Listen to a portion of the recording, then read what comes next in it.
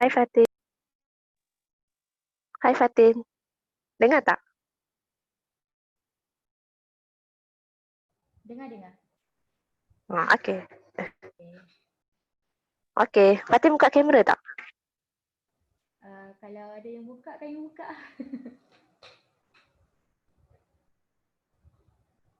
Apa? Tapi saya tak tahulah ikut dia orang kot. Kalau dia orang buka, kita pun buka jugalah. Okay.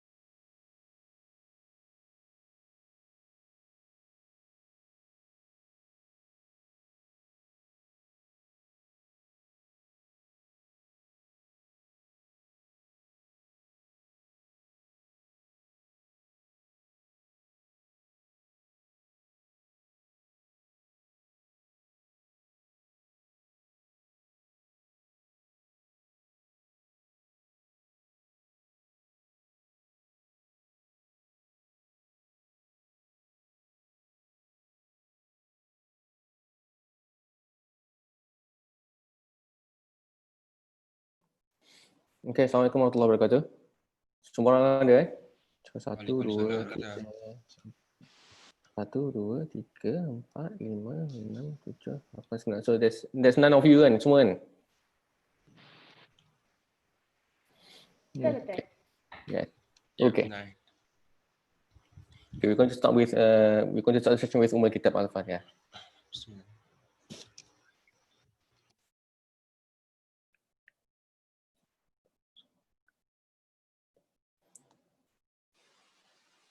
Okay, just for housekeeping. So sekarang ni memang dah ada recording kan? So somebody record kita ke memang dia automatic record? Jap. Kita kena tekan button record tau. Nama tekan button record. Kalau tekan, Dia tu nak record ke saya record? tapi kalau tekan sini dia kata kena minta permission daripada meeting host. Siapa yang hosting Oh tu, Kak Dayah. Dia hosting. Tapi dia rasa- tak ada ke sini. dia tak ada kat sini. Tapi rasa boleh je record. Betul. Nanti saya pick Kak Dayah. Sebenarnya kalau dah record, ada audio recording maknanya file tu ke mana? File tu ke host. Ke host kan? tersebut lah.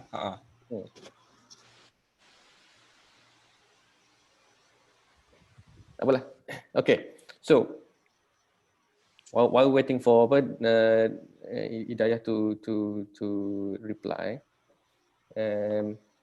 so as I mentioned to you yesterday, to Alif yesterday, kan, there's two case that I'm going to do today. It's like a long case that we're going to do, cuma without patient examinations. So in this particular, because of the way that we're going to do it, so one of you will lead one case, and then the rest of you will ask question in terms of what else you want to know from the history. Okay, so you got the scenarios, and then what else you want to ask for the question in terms of history. So I'll give you more information if there is more information to give away about this case. So it's like we are doing history taking here. Okay, and then after that, I'm going to ask you few questions. Just a simple question in terms of what is the differentials, what investigation you would like to do, what else do you expect in terms of physical findings, if there is any physical findings that you expect. Okay. And apart from that, because you are in year 3, so this is just your practice in terms of managing patient as well. But we don't really expect you to know the treatments for all cases. However, we expect you to know straightforward cases or common cases. So if you got a dengue case, then we expect you to know what is the treatment for dengue. If you come across any case like nephrotic syndromes, then we expect you to know the treatment for nephrotic syndrome. But we don't really expect you to know everything about disease treatment at this stage. And obviously, when you come to year 5, we expect you to know basic treatment for most of the cases that you will come across. Okay. I'll give you the result of the test so that you can interpret, learn about interpretation of the results. So who's going to lead case 1? Okay. Samba. Siapa ni? Samba nama penuh lah. Ini Liverpool ni orang Liverpool ni. Doktor, Kak Dayah cakap dekat Zoom ni dia auto record. Auto record. Lepas tu nanti file dia tu akan pergi dekat host lah. host lah. And then okay, tak apalah. Kak Dayah. Okay, beres. Okay. So your name is Samba. Ada Samba. Yay. Family name. Anyway, fine. I'll leave to Mr. Samba to to lead the case. Okay.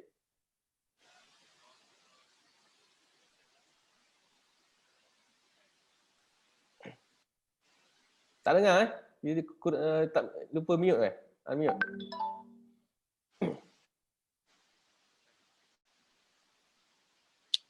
Lebih senyap ni. Oh, lebih. Test. Okay, dengar. Okay. So, before we go further, let us review back from the case one that were given to us. What are the point that that was already there? So, first of all, in the text, so it is a lady, Farah, and she is a child, 6 years old, and she was brought to emergency department because of the urine color turn red. Okay, that is the third one. And from the text also, it's mentioned that she denied any dysuria, any frequency, or any abdominal pain. Furthermore, she denied any history of trauma. However, she and her family recently have cold. And on further questioning, she denied any nosebleed or abnormal bruising. And she also denied any problems with her joints. Okay. On past medical history, it was mentioned that she has a urinary tract infection at the age of 4 years, which is around 2 years ago. However, at that time, renal ultrasound was done and it is shown as normal.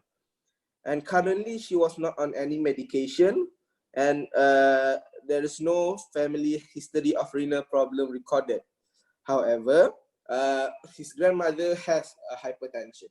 So from this text, let us go one by one and let us see what are the questions that we want to ask further.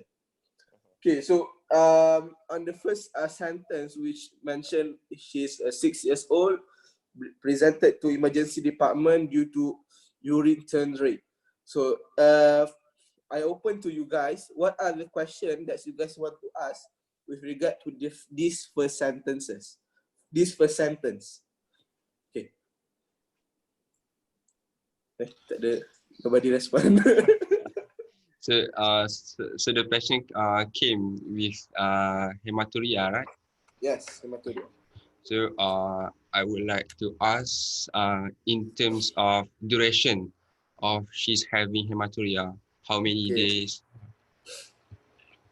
Okay, how many days? Yes, before he was brought to the emergency department. Okay, the frequency. Okay. The frequency. So you want to know the frequency, kan? Yes. How significant is the frequency? In this case, is frequency significant or not?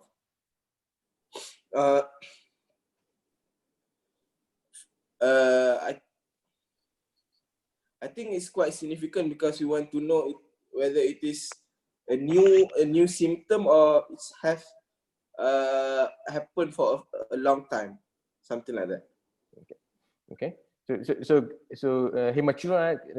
If somebody got hematuria, they don't come to hospital almost immediately. Yeah. So rarely you will have somebody who have blood in the urine that takes a week or 2 weeks before they come to hospitals. Normally they come to hospital almost immediately once they notice there's a red urine, especially in children. Okay. So what are the questions you want to ask? So you need to think about what is the common thing, what is the commonest things in children with hematuria. So what are the questions you want to ask? I want to ask about I want to ask about the amount of the urine. If it is decreased, it may suggest disease like glomerulonephritis. Okay. So why glomerulonephritis got reduced urine output? Because in glomerulonephritis there is membrane proliferation, so it will decrease the blood flow to the kidney, so it will decrease the urine output. Okay. Okay. Fine. Okay. Other question you want?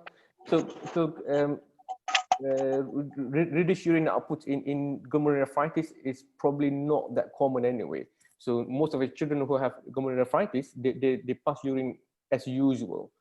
But theoretically, when it comes to pathogenesis of glomerulonephritis, you expect children will pass, the urine output will be reduced, theoretically. Kalau if you go through the theory and also pathogenesis of the disease, you expect there will be reduced blood flows to the kidneys, to the glomerular basement membrane, and then it will be reduced in terms of filtration and so on. So theoretically, children with glomerulonephritis will have reduced urine output, but clinically, ataupun majority of the children come to the ED with post-strep acute glomerulonephritis. They normally just pass a normal amount of urine anyway.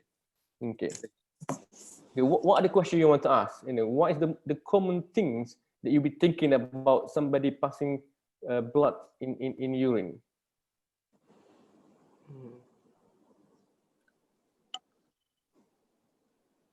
Anyone else? Menstruation. Okay. Menstruation. Early menstruation at 6 years old to menstruate. What will be the definition of menstruations at 6 years old? Oh. So if this child menstruate, maknanya kalau dia datang period at 6 years old, we call it precocious puberty. Means that it comes too early, which means that you need to investigate for endocrine.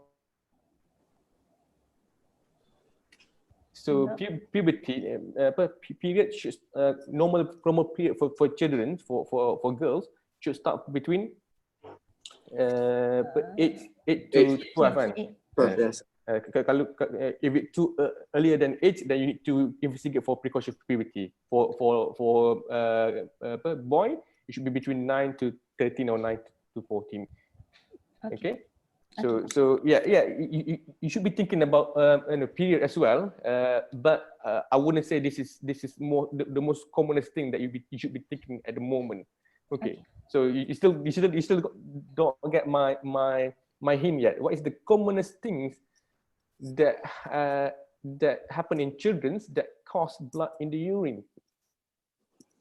Because I know siapa tadi, Aisyah tadi thinking about glomerulonephritis kan. Is it Aisyah? Yes. Aisyah or Nabila? Sorry. Yes. Aisyah kan? Okay. So yeah, I know this case is pointing towards acute glomerulonephritis, but before you're thinking about glomerulonephritis, you need to think about something else first. So what is the question that you want to ask?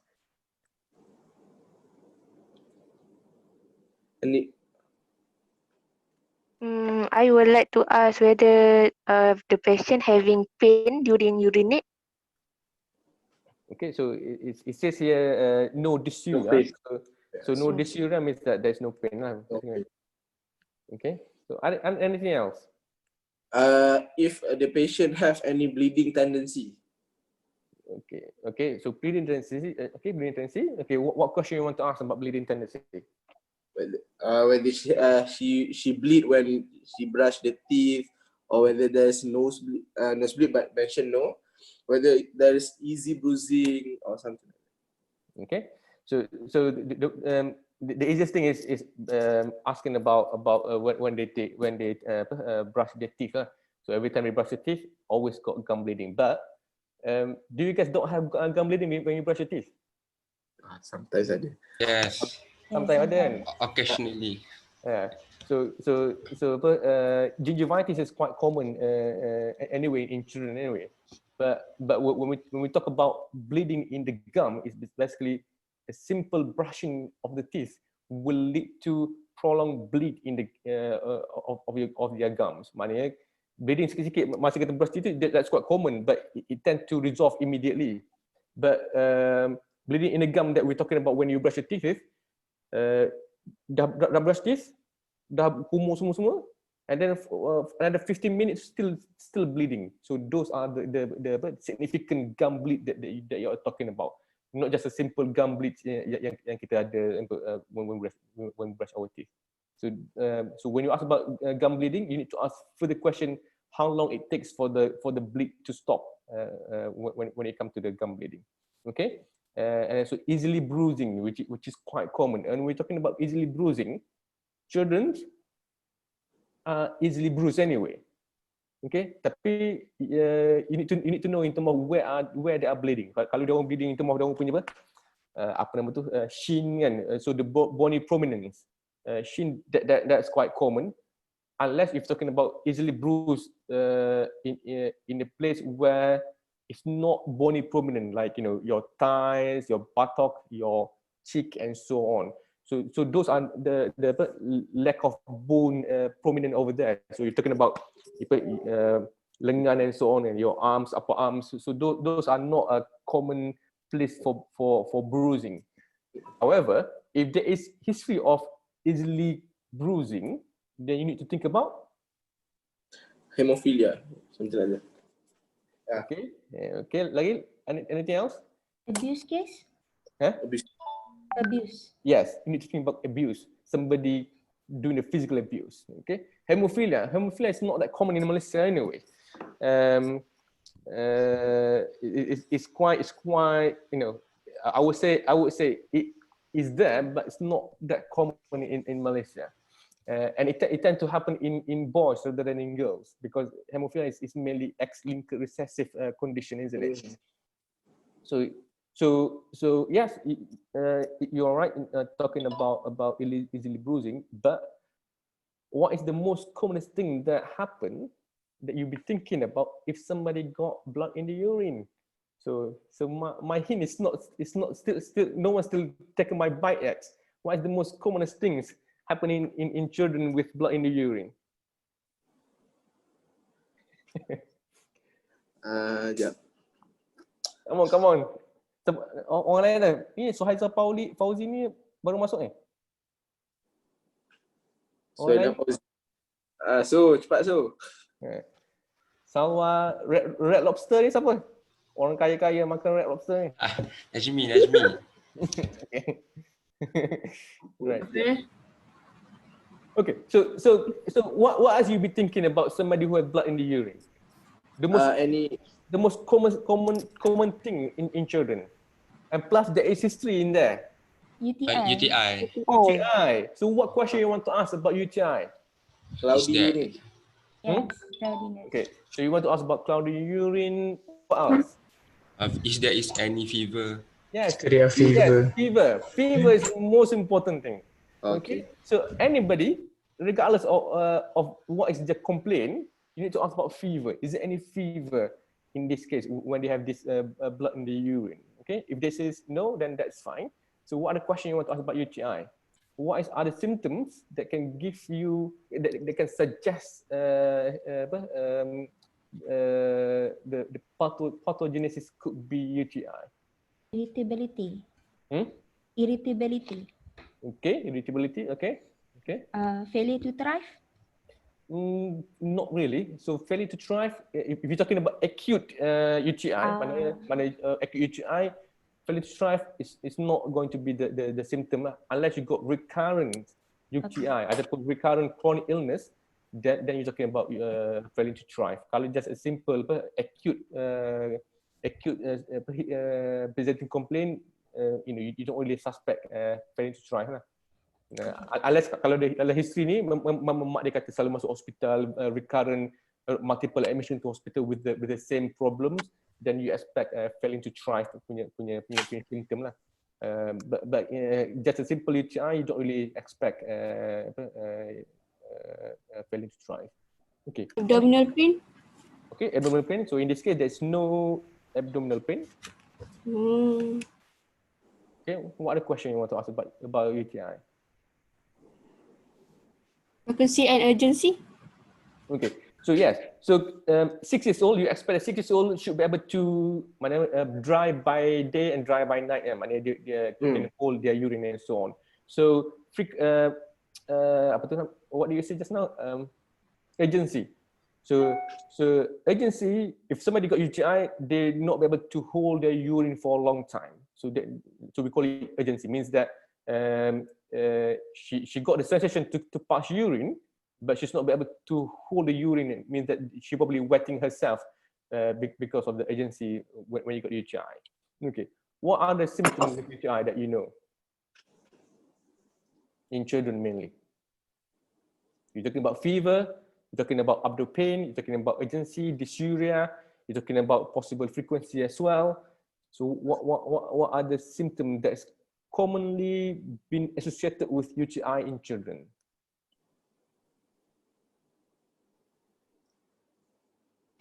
If I ask Fatin Najiha, can you think of anything else?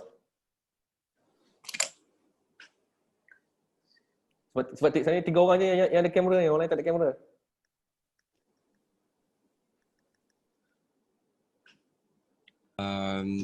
I would like even apa Red Lobster pun tak ada kamera.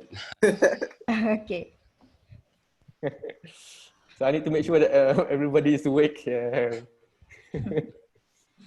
Doctor, with regards to urgency, so I would like to ask the parent if the children has been bedwetting before. Okay, so apa nama? Nocturnal aneurysis kan? Aneurysis ataupun basically aneurysis lah, bedwetting ataupun wetting themselves. So if you're talking about somebody who come to you with history of aneurysis or nocturnal aneurysis, then you also want to ask question about UTI as well. Okay, when it come to urgency and frequency, normally you go for the past medical history. So when is what age when the child is dry by day and by night? So you want to know this question, okay? So let's say if the child is already dry by day and night by 4 years old, and so now she is 6 years old, so she's already 2 years dry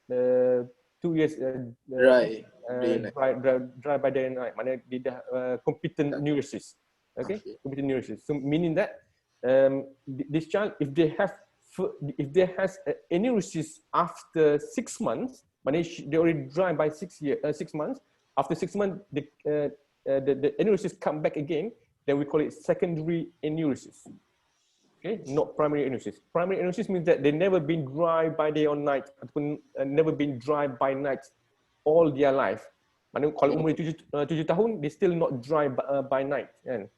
Then you worry about some sort of structural problems or recurrent and silent UTIs or something else. But if they already dry at least by 6 months and then suddenly they become aneurysis, then we call it secondary aneurysis. Means that you need to do further investigations.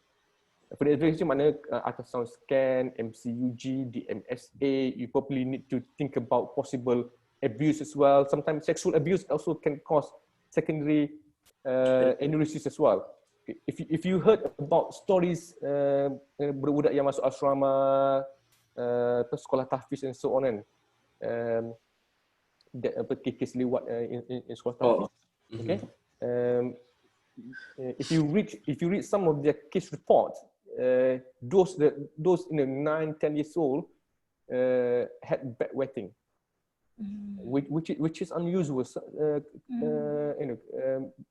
Family never know about this, and then suddenly went to asrama or tahfiz schools.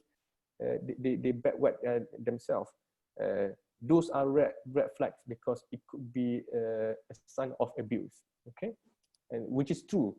Okay. The reason for that, I don't know kalau korang pernah dengar. Have you heard about Syed Azmi Al-Habshi? This is one of the advocates for children yang been ni lah, mana dia ada orang yang terdepan bercakap pasal sekolah tahfiz ni banyak kes lewat. And then last time he tried to tell the news that sekolah tahfiz Duke Datuk Ustaz Kazim Ilyas, one of the perpetrator is the warden dekat sekolah dekat tahfiz tu. So it's a big news at that time. So the reason why these children wet themselves is not because they are bedwetters. It's because that when they wet themselves, they smell, so people don't go to them. Okay, those people won't go to them because they are smelly. So that's why they purposely wet themselves at night, so that none of them will come to mana tak ratah dia malam-malam lah, basically. Macam tu lah lebih kurang the wording that I can use. Okay, so those are the bedwetting. So you need to know the bedwetting. Is it primary bedwetting or secondary bedwetting, or primary anaerosis or secondary anaerosis? So the difference is primary anaerosis never been dry at all. Secondary anaerosis, they must be dry at least 6 months, and then they become wet again. So those are the difference between primary and secondary anaerosis. Okay, so now we cover a bit more about UTI, but the last question I want to ask, what are the symptoms that commonly associated with UTI? So Fatin ni, Fatin dah buka. So what is your answer for that one? Distended bladder. The standard bladder, not necessarily. So kalau distended bladder, what is the main thing that you be thinking about? Blockage. Blockage from where? What could block the urine outflow? Stone. Urethra. Okay, but if you got stone, the most single complaint that is very suggestive of stone is pain from loin to groin. So those are the most single best indicator in term of symptom lah. Yeah. Yes. So pain from loin to groin. Okay. So other question about UTI, other symptom about UTI that you can think about. There should be. Okay. So vaginal discharge could be one of them. Yes. Urethritis. Okay, you need to ask about discharging ataupun sometimes you can ask about so if there is any discharge, you need to think about what color this is. Is it a clear color? Is it like a whitish color, or is it yellow greenish color? You see. So and sometimes you need to ask about the smell, and sometimes if you got kind of like apa nama fungal infection in children. Sometimes you can have ascending tract infection. Mana the bacteria or the microorganism are in there that can backtrack up to your bladder and also your kidney. So that could be one of the symptoms that you want to ask as well. Okay, so two more symptoms that can you think about UTI? I read about Vomiting. this. Okay, so Vomiting. So nausea and vomiting. Nausea and vomiting very common in children with UTI. It's very common. So if you want to rule out, if you want to think about UTI, always ask about, have the child been having nose? Mana kalau dia bercakap di lawyer, mana kalau umur 6 tahun ni, maybe can tell that I feel nauseous. And kalau 3 years old, don't really know what is nausea, but they don't become with vomiting. So normally, vomiting is one indication that it could suggestive of UTI. Sometimes reduced oral intake also can be considered as nausea, because if you're nauseous, you don't want to eat. So for those children who can't really tell whether they got nausea, they normally parents normally tell you that they have reduced oral intake. Okay, back to Fatin question about distended bladder. Okay, distended bladder. What is other comorbidity that can cause UTI? When you think about blockage, what kind of thing that can block your urine output? Tumor. Okay, tumor. Okay, tumor where? Where tumor? Tumor kat mana?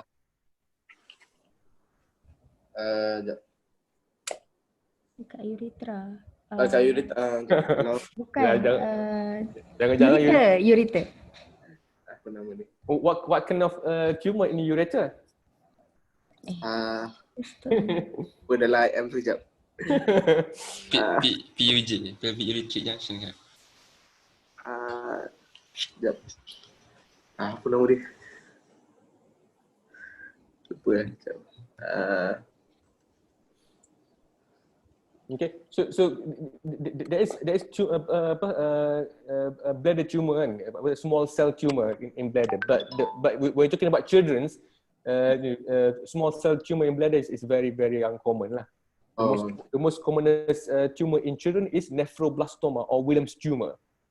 Tapi Williams tumor is in the kidney, so you don't really have tumor in their ureter ke, in their bladder ke, or urethra. So rarely you see tumor in children's apart from Williams tumor. Williams tumor is very common in children. So if you got somebody who have, we call it painless hematuria, maknanya hematuria yang tak ada langsung pain, then you need to, and then when you feel the abdomen, you can feel the mass in the abdomen, you need to think about Williams tumor. Okay, but the Williams tumor is the kidney tumor. Is the tumor of the kidney. It's not the tumor of the ureter. It's not the tumor of the bladder. It's not the tumor of the urethra. In adult, you see small cell tumor in bladder, and that was in adult. So rarely in children you got bladder tumor. Okay. So what is the comorbidity that can cause UTI? I'm going to ask Akilah. Akilah has been quite quiet. Not heard anything from Akilah.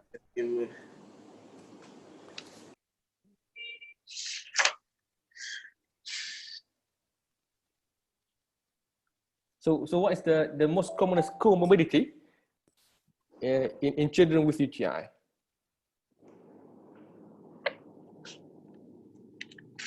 Dehydration. Okay, tetapi dehydration is not really comorbidity. What is the you guys understand what is comorbid? What is comorbid? Comorbid maknanya satu penyakit lain ataupun satu benda lain. What is so comorbid? Let's say I have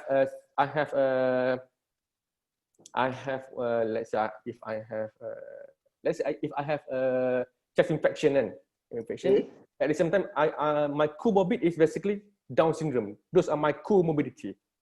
Okay, the diagnosis that I have at the moment is pneumonia, but my comorbid is Down syndrome. So Down syndrome is my comorbid that probably lead to my pneumonia, because Down syndrome has hypotonia. Hypotonia makes you have probably floppy larynx ataupun very poor cough and so on. So that will lead to my pneumonia. So those are my comorbid. So Down syndrome is my comorbid. My diagnosis is pneumonia. So in this case, if you're thinking about UTI, so what is the comorbid that can be a factor that lead to UTI? Faham tak? What is the comorbid here that could be a factor that lead to UTI? Sekejap ni 10:30 dah. 10:30 kes satu baru 10:30 jam. Okay, any comorbid that you can think of? Hypertension. Hypertension. Okay. Hypertension. Autoimmune disease. Hypertension cause UTI. How hypertension can cause UTI? So Akilah says autoimmune disease. So what kind of autoimmune disease that can cause UTI?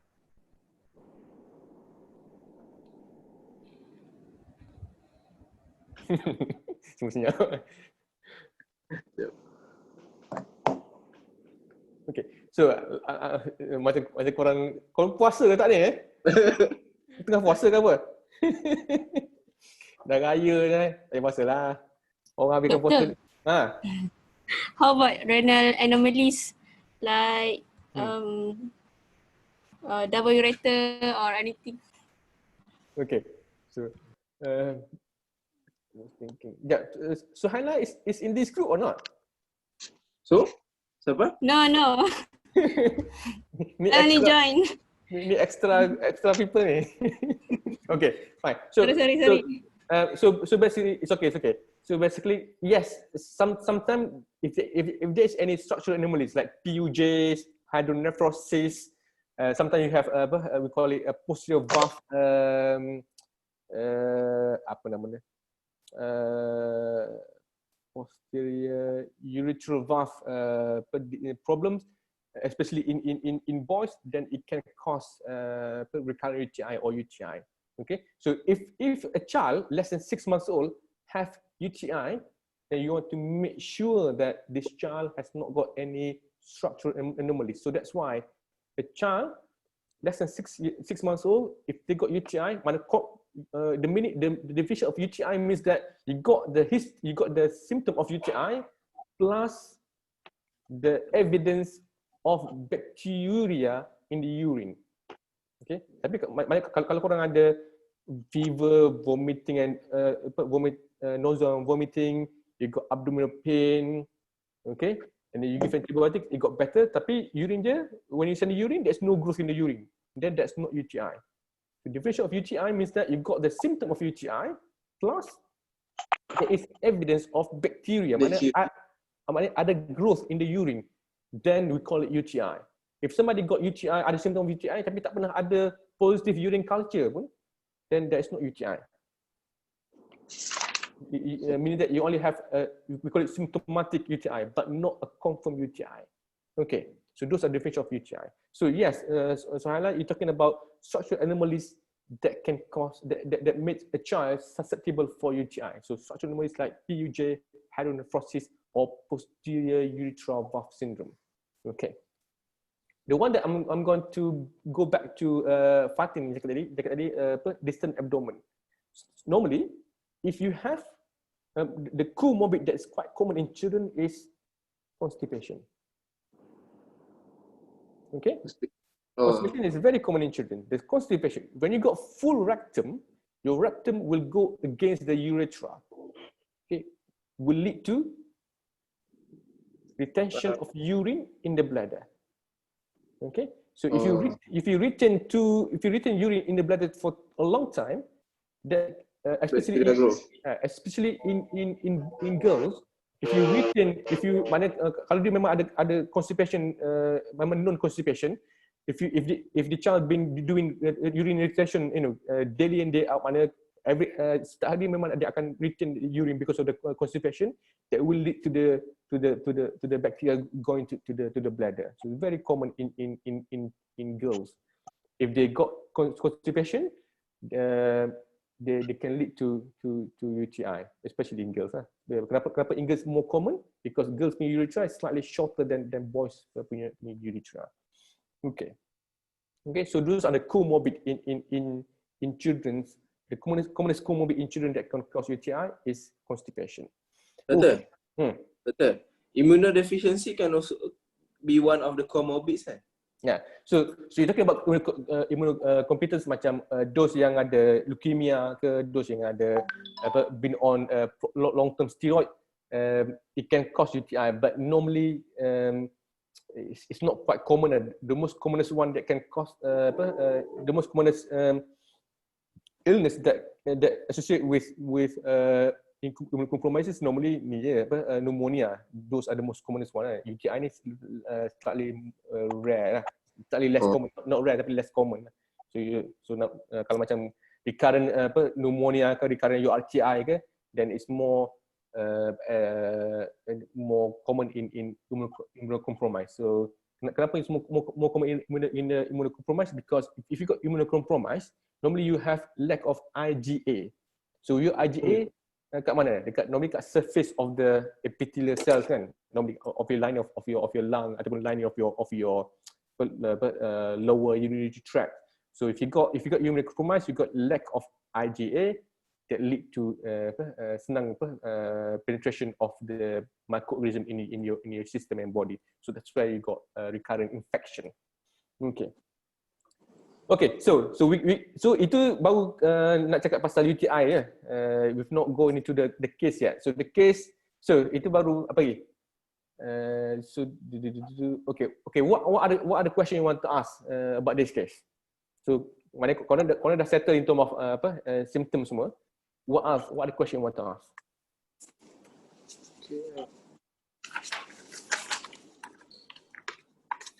Okay. Okay, for me,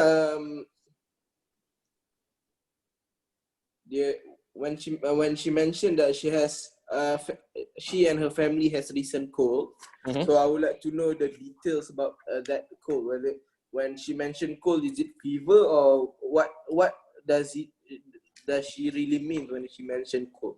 And how far apart from this situation when she mentioned recently? Okay. So yes, so there's a good point there. So cold, selalunya bila kita cakap pasal cold means that it's a very very mild symptom lah. Probably just a bit of sneezing ke, bit of runny nose and bit of sore throat and cough. So those are meaning of cold. If you're talking about flu is cold plus myalgia plus longer fever. So those are flu. Cumanya sometimes cold ni without any fever. Kalau flu, normally they have fever. Okay, so cold is just a simple illness. Flu normally slightly severe illness. Normally with fever, prolonged fever, and also myalgia. Okay, so how long apart? Normally we say probably about 1 to 2 weeks ago. So that's the hint for this case. Okay, what other question you want to ask?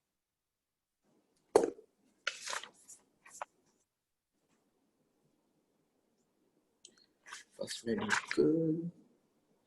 So and also in the case, it's mentioned there is no bleeds or no abdominal bruising. So what is other significant point here? It might be related to the hematological problem. For example? If since the complaint is related with hematuria, so I might be thinking about the hinox swelling purpura. Okay, hinox swelling purpura. Okay, what else? Sickle cell. Okay, sickle cells. Okay. Okay lah. Okay. What else?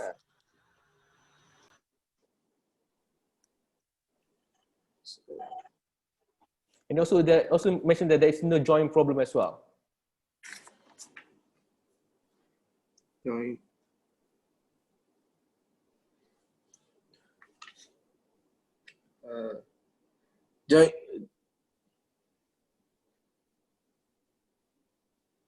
Autoimmune disease. So back to Alip lah. Alip kata hinox swelling purpura kan? Yeah. Hinox swelling purpura. If you're talking about hinox swelling purpura, you are talking about 5 different organs involvement.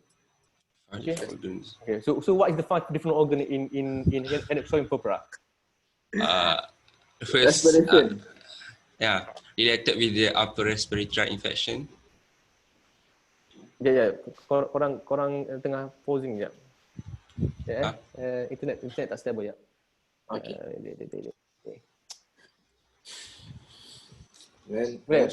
Sekejap. Korang tengah freezing sekejap. Freeze. Nak kena refresh sekejap.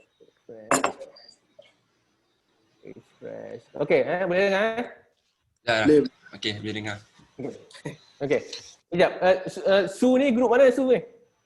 Grup lain tapi tak apa lah, dia join. Tak, tapi grup mana? Which group? Saya grup 1. Patutnya ada kelas tadi tapi kat kelas macam lambat sikit. Jadi saya just ini dulu. Okay, group 1. Okay, best. It's okay because I have another group this afternoon. Okay. Semuanya I don't know which this afternoon is group 2, Doktor. Group 2. It's okay because I'm using the same case for both group. Okay. So tak apalah. So group 1 okay, tak apa. It's okay.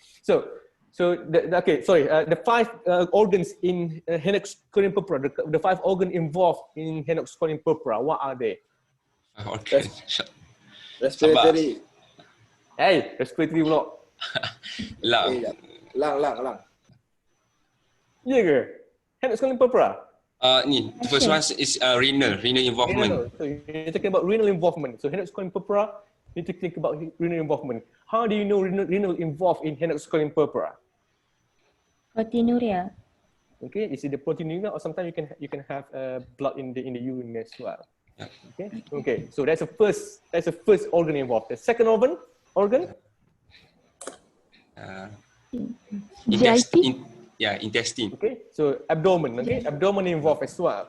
So that's why in the hinox swelling purpura, you got hinox swelling is basically inflammation of the blood vessels. Okay, the blood vessel inflamed, so you got the leaky blood vessels. So when you got the leaky blood vessels, so sometimes all this protein, the fluids and also the blood dia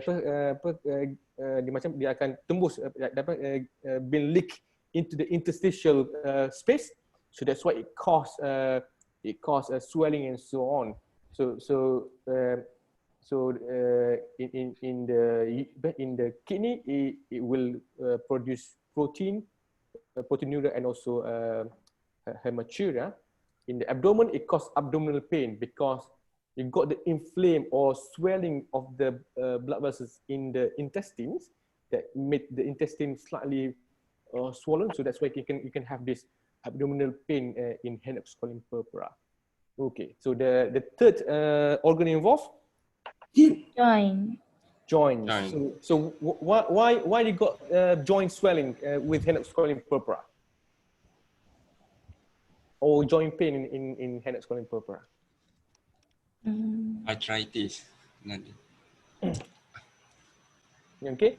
So yeah. So arthritis. What is the meaning of arthritis? Apa makna arthritis? Inflammation of the joint. Inflammation of the joint. Inflammation of the joints. So your joint slightly inflamed because it's the same pathogenesis as well. It's the same pathogenesis where you got the blood vessels slightly inflamed, the blood vessels slightly leaky, so you got slightly more fluids in the joints. The fluids in the joint, meaning you got leaky fluids in the joint, and that joint becomes swollen because of the leaky fluids. Okay, from the blood vessels. Okay, so that's I think 3. 2, 3. Okay, the number 4. Skin. Skin involvement. So what happened to the skin? Yeah. I'm going to okay, so you got a rush there. So I'm going to ask Red Lobster. Lobster. So why you got a rush in henops purpura?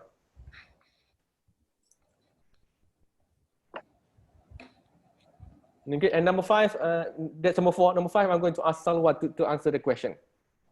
So number 4 first. So why you got rashes or bruises in henops purpura?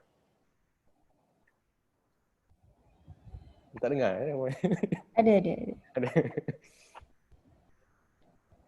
Suka kata-kata lagi ni?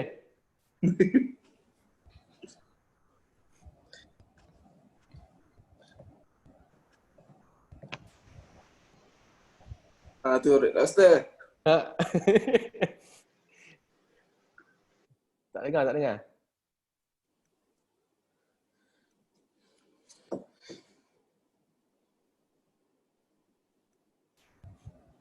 Okay, so give Red Lobster some time. So siapa tadi jawab nombor 5 ni? Salwa. Salwa, I give chance for Salwa to give me the answer for the 5th organs involved in henops purpura. Number 5, is it through neurological? Okay, so your brain. So your brain get involved as well. It's a very rare occasions that your brain get involved in henops purpura. But what kind of neurological symptoms or signs in henops purpura? So what happened? What happened to your brain? Seizure. Okay, so why they got seizure?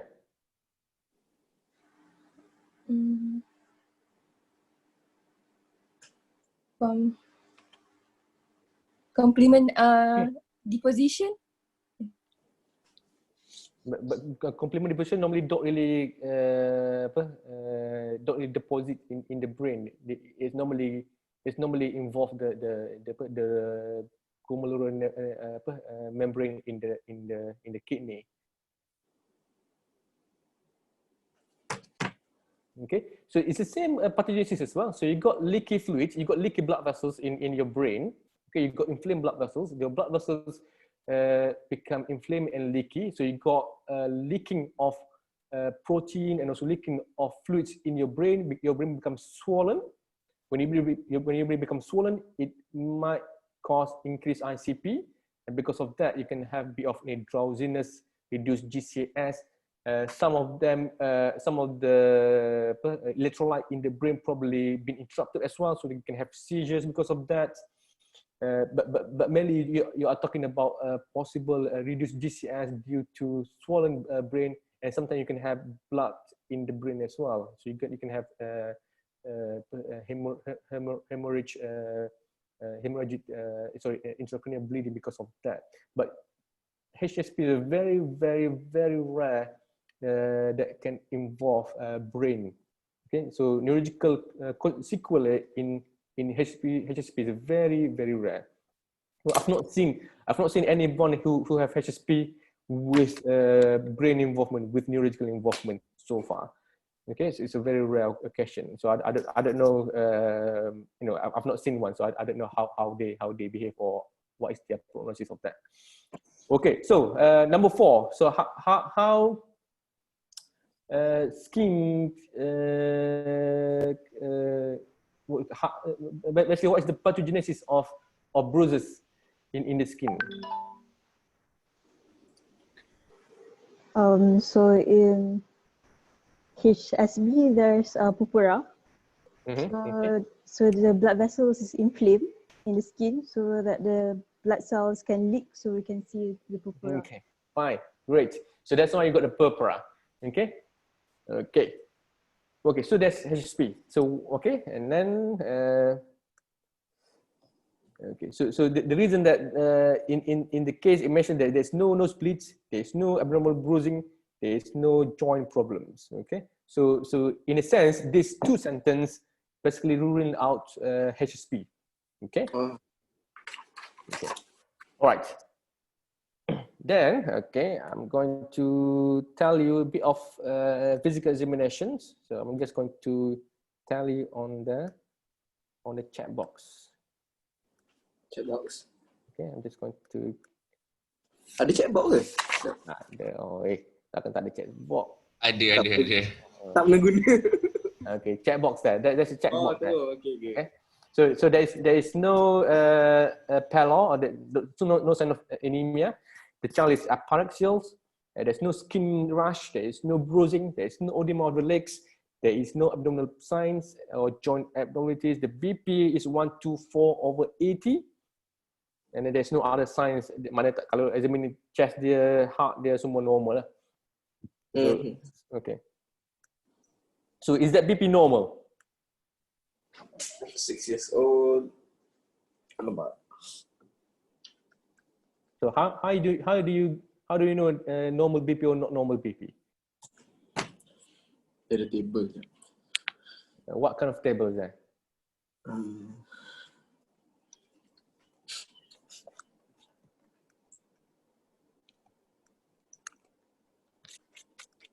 So before you go for the tables, what information you want to know first?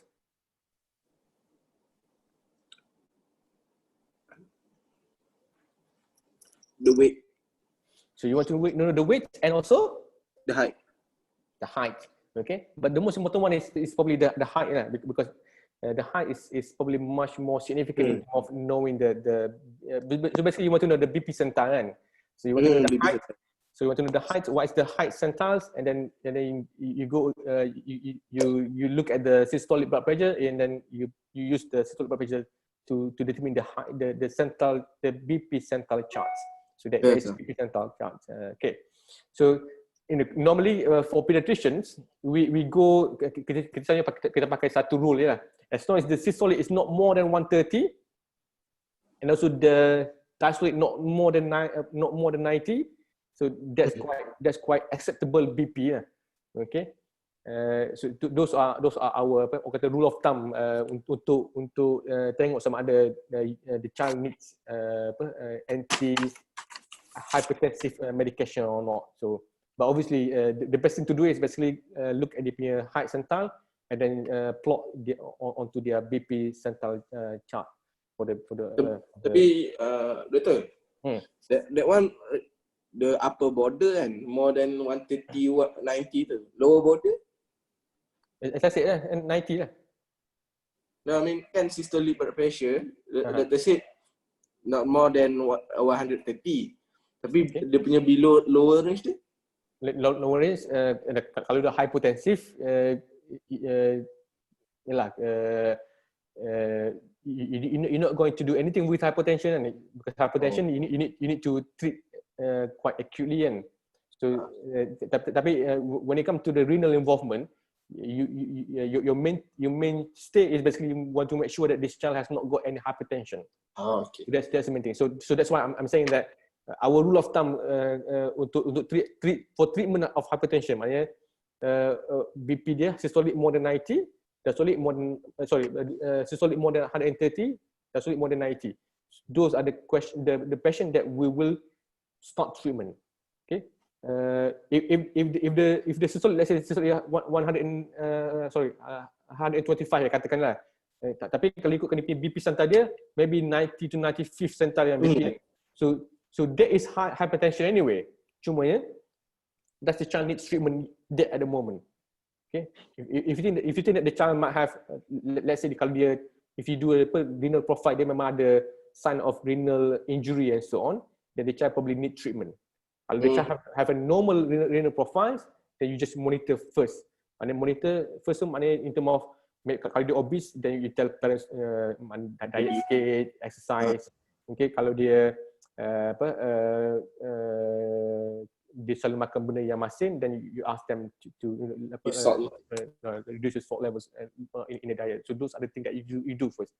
And then kalau still quite high, 95th centile and above, then you probably want to treat with medication. So you give about 1 to 2 months to see what the BP like. Kalau still quite high, then you can go for antihypertensive medications. Okay, so those are the examination. Okay. Okay. So far, what is your differential diagnosis?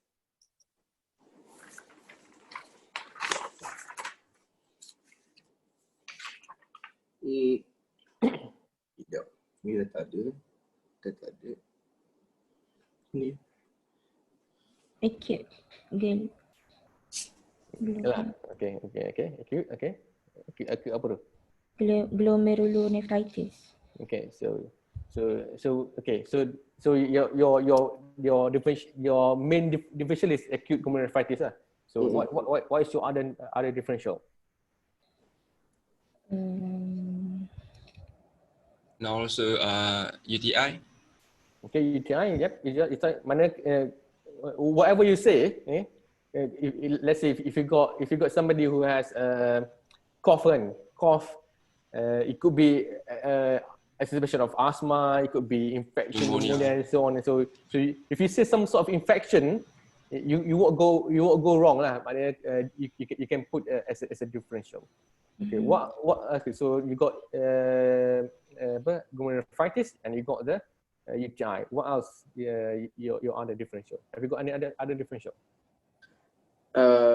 Most of them are unlikely because of the symptoms that are given, they dah reject out most of them. Okay. So what is your other unlikely? Hypertension. So for me, renal stone dah unlikely because the doctor kata tadi yang the main yang the pain at the lower groin to the back tu. And then tumor quite rare, usually kat kidney doctor kata Williams tumor.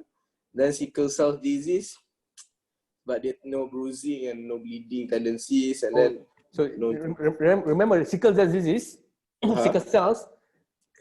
You need to know the patient background, family history. Not necessarily family history. You want to know the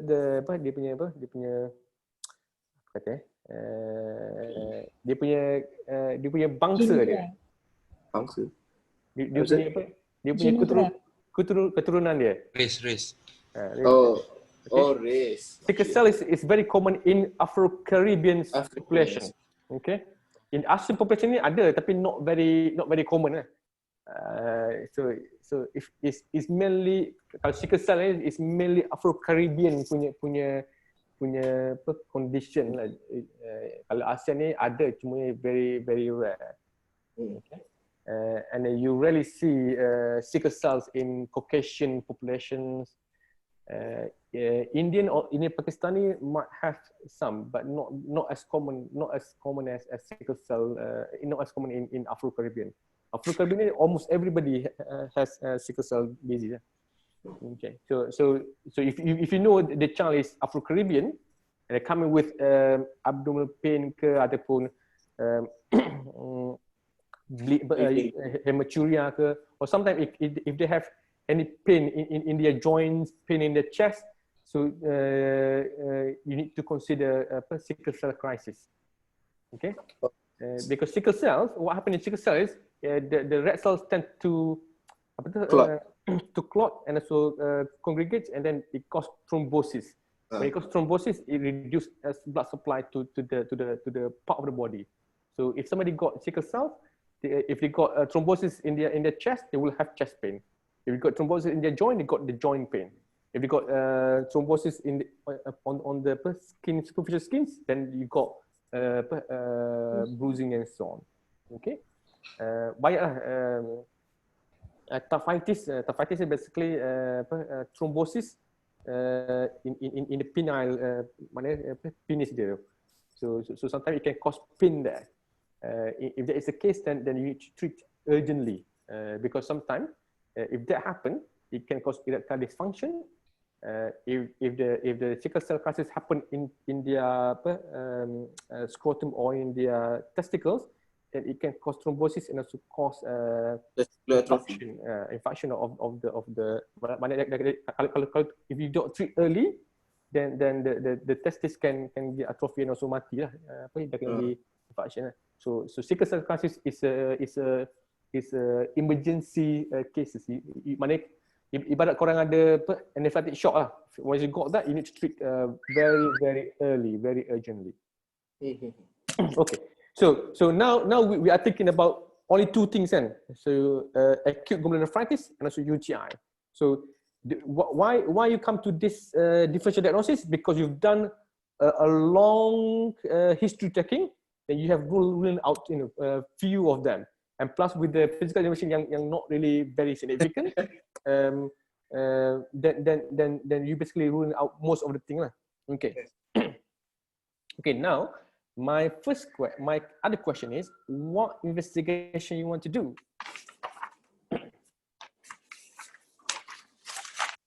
Okay, I'm going to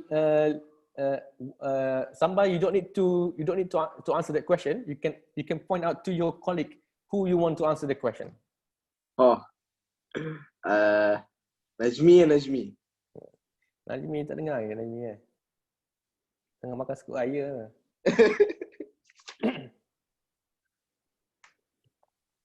Tak respon ke? Dia tengah cuak. Okay. Sorry. Hello. Okay. We can hear you. So what investigation you want to do? For the investigation, I would like to first I would like to do a full blood count. Why? Because in the history or in the presentation, it mentioned that the patient's urine has turned red, but in the for the full blood count, I would like to see if there are any anemic symptom. So basically, you want to do a blood count because you want to see the HB levels. HB level, yes. So what else you want to see in the full blood count? Any elevation in total white blood cell count. Okay, you want to see is there any sign of infection? Okay, so you want to see the white cells. Okay, what else you want to see in the full blood count?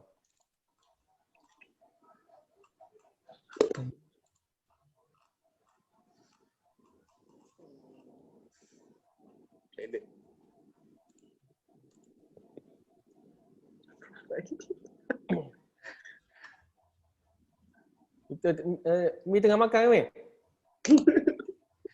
Tak.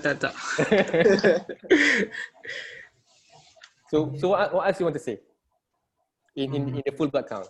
So you've seen about HB, you're talking about white cells, White cells. and then the last one. Platelet.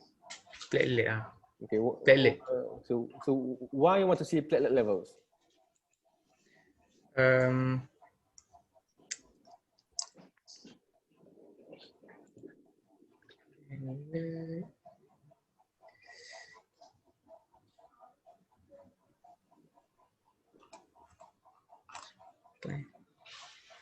you want to see the platelet levels because the child has hematuria, okay? So if the child got hematuria, you want to know, is there any reason that the child might have low platelet levels that lead to hematuria, okay?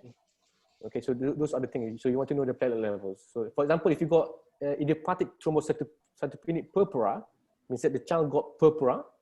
ITP means that they got low platelet levels. So low platelet levels can lead to bleeding in the brain, in the skin, in the abdomen, in the gum, in the nosebleeds, and also hematuria as well. So that's why you want to know the levels of platelets. Okay, so that's one thing. That's the full blood count.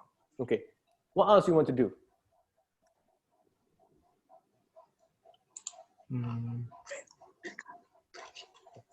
Ni apa, tetamu tak dijemput ni. So Hala kata renal profile. So Najmi, why Suhaila want to do renal profile? Renal profile. Yeah, creatinine.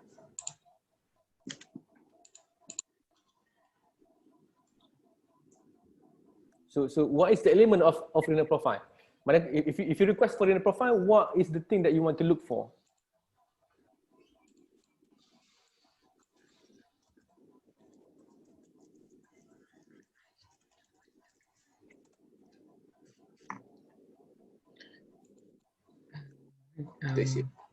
Nitrite.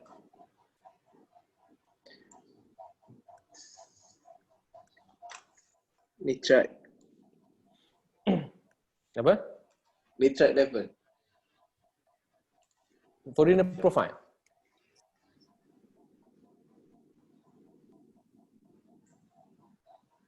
Nitrite is what?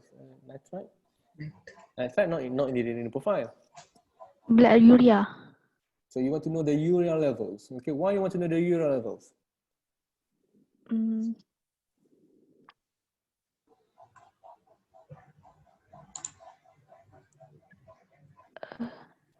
We concerned about uremia.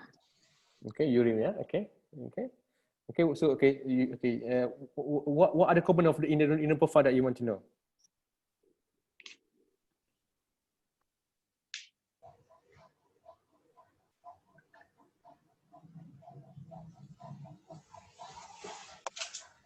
Bagi Alip lah, Alip.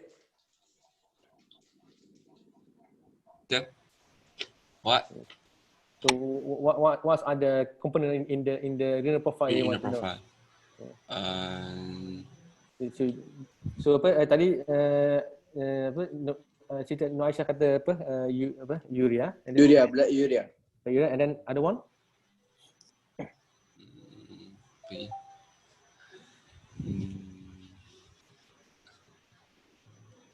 Creatinine. So creatinine kan. Okay, so there's two things that you want to know. Okay, so in a renal profile, so normally renal profile is involve sodium, potassium, chloride. Yes. Some lab will include apa nama? Kalau nama phosphorus. Some of them will include EGFR straight away. EGFR, yes. Yeah. If you request for urea electrolytes means that it will give you everything. Mana calcium, magnesium, phosphates, apa lagi? Magnesium and so on and so. Bicarb. Okay, and also bicarb as well. So in renal pathology, mana if you suspect any renal pathology, you should be thinking about urea. You should be thinking about creatinine. Okay. If you think about acid-base balance, then you need to get involved all those cation and anion. Cation and anion means that all the sodium, potassium, bicarb, chloride. Sodium, potassium, and so bicarbonate chloride. So those are the things that if you're talking about acid-base balance. Okay. So I'm going back to Fatin. Fatin was very keen about glomerulonephritis. So why? Why urea and creatinine is very important in acute glomerulonephritis? Tak dengar. What is question again? So why urea and creatinine is very important to know. You want to know the levels of urea and creatinine in a patient with acute glomerulonephritis. When you got the renal profile, you will look into urea and creatinine first. Yang potassium, sodium tu macam if you won't pay attention in the first go, you will look into the urea and creatinine first. Why was that? Because of the inflammation.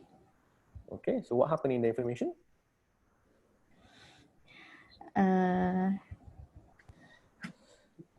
It may indicate the extent of the damage to the glomeruli, to the glomerulus. Okay. How it indicates damage? It is a waste product, I think. Okay, okay, we know it's a waste product.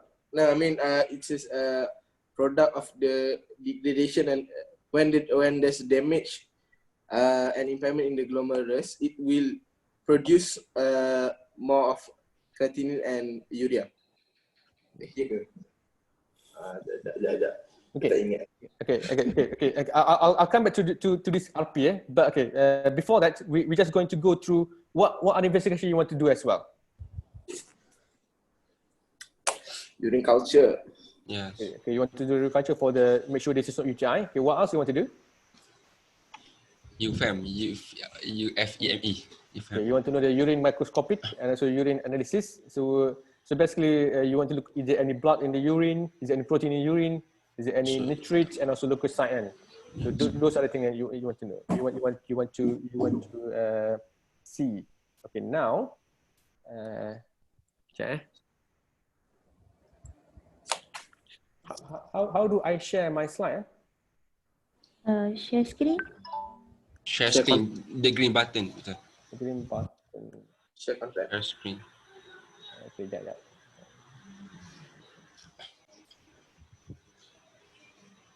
Alright. Oh. Yeah. Nampak? Nampak. Yeah.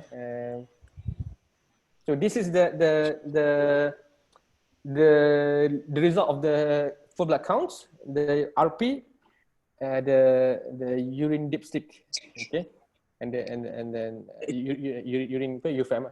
Okay, so from these results, so what would be your obviously it's going to be acute glomerulonephritis, and okay. How do you know this is acute glomerulonephritis? Because if in urinary tract infection, the nitrate usually there's presence of nitrate. Are you sure? Yeah. In UTI, yeah. Okay. Yes. You need to go back to PITS protocol. Okay. Nitrate and also leukocyte positive is highly. In UTI, if you got both nitrate and also leukocyte positive, it's very suggestive of UTI. If you got nitrate positive or leukocyte positive, it is possible this is UTI. Again? If you got both positive, mana leukocyte positive, nitrate positive. Okay. It is very suggestive this is UTI. If you got one of them positive, mana kalau leukocyte positive, nitrate negative, or nitrate positive, leukocyte negative, then it is possible. Okay? Possible. Not maknanya kemungkinan UTI tapi maybe tak. Okay? If you got leukocyte and also nitrate positive, dua positif, it is likely to be UTI. Okay, kalau salah satu dia positif, than possible UTI. Okay, not definitive. As I mentioned before, UTI by definition is a symptom of UTI plus evidence of bacteria in the urine culture. So those are the definition of UTI. Okay, that's fine. We agree this is not UTI, kan? We agree, kan? This is acute glomerulonephritis. Okay, from the results, how do you know this is acute glomerulonephritis? Because there is increase in urea, creatinine, and there is a presence of proteinuria and hematuria. So give me the definition of glomerulonephritis.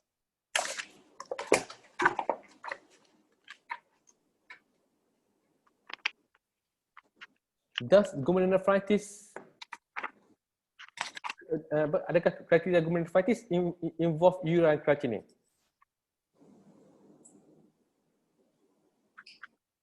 No. Tanya Su, mana Su? Su hilang ah? Hilang lah Su. Ada. Tadi apa? Dia kadang-kadang nak datang ni tanya dia. Ada. Okay. So what is the criteria criteria for diagnosing glomerulonephritis? Does it involve urea and creatinine? From what I read, asat level. Okay, so okay. Sekejap. Sebelum pergi asat level tu, does acute glomerulonephritis criteria to diagnose glomerulonephritis involve urea and creatinine? I'm not sure, but urea and creatinine is two component for us to calculate the GFR. Yes, I know that. But does it involve in the criteria to diagnose glomerulonephritis?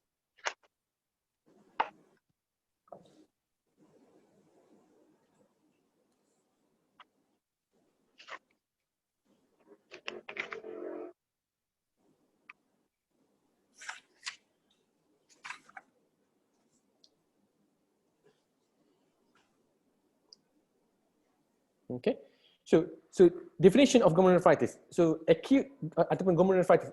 Glomerulonephritis means that the glomerular plus the nephritis means that the basement membrane, the glomeruli is inflamed, kan?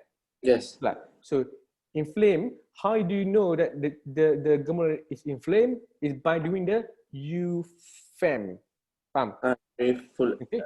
What is the evidence in the UFAM that's suggestive of inflammation of the glomeruli?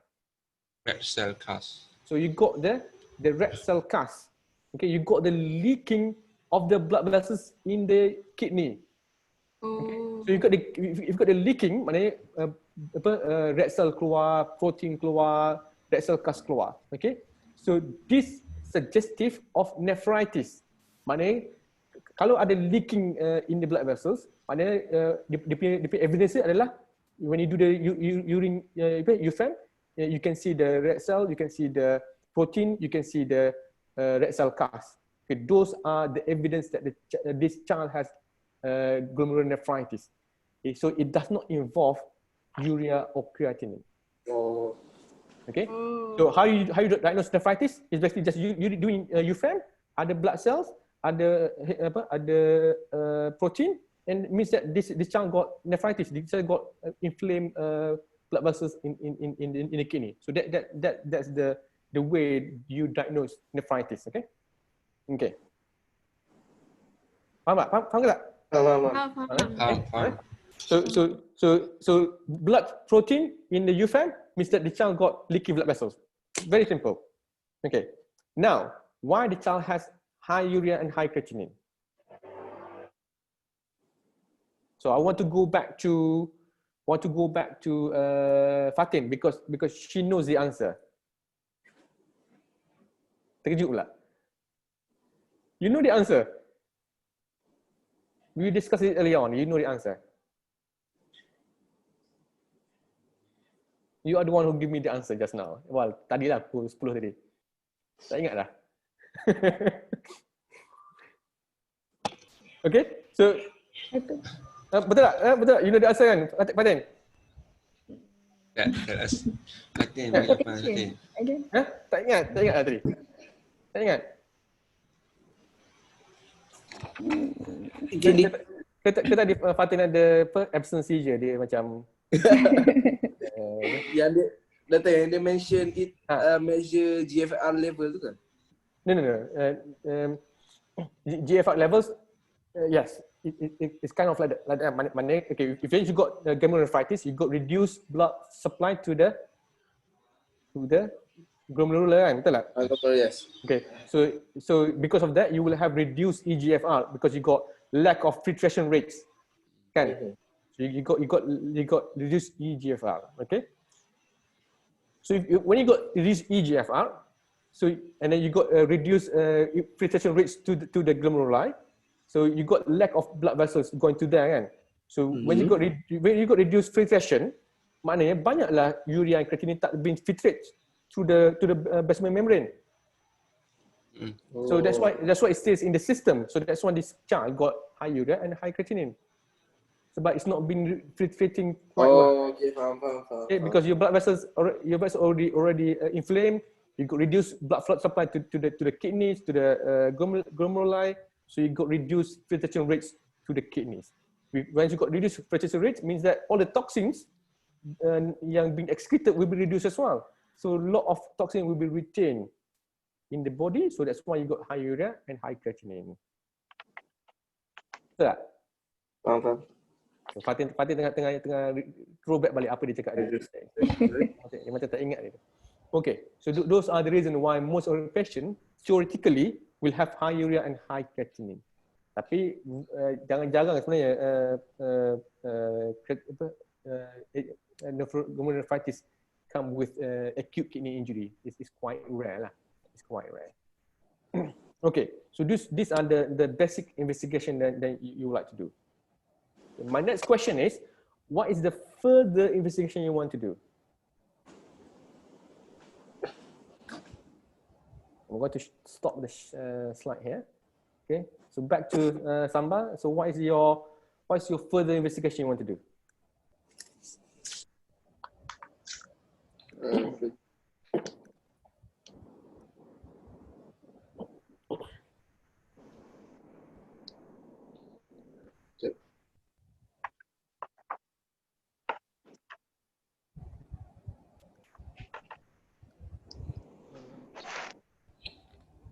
Renal ultrasound sama.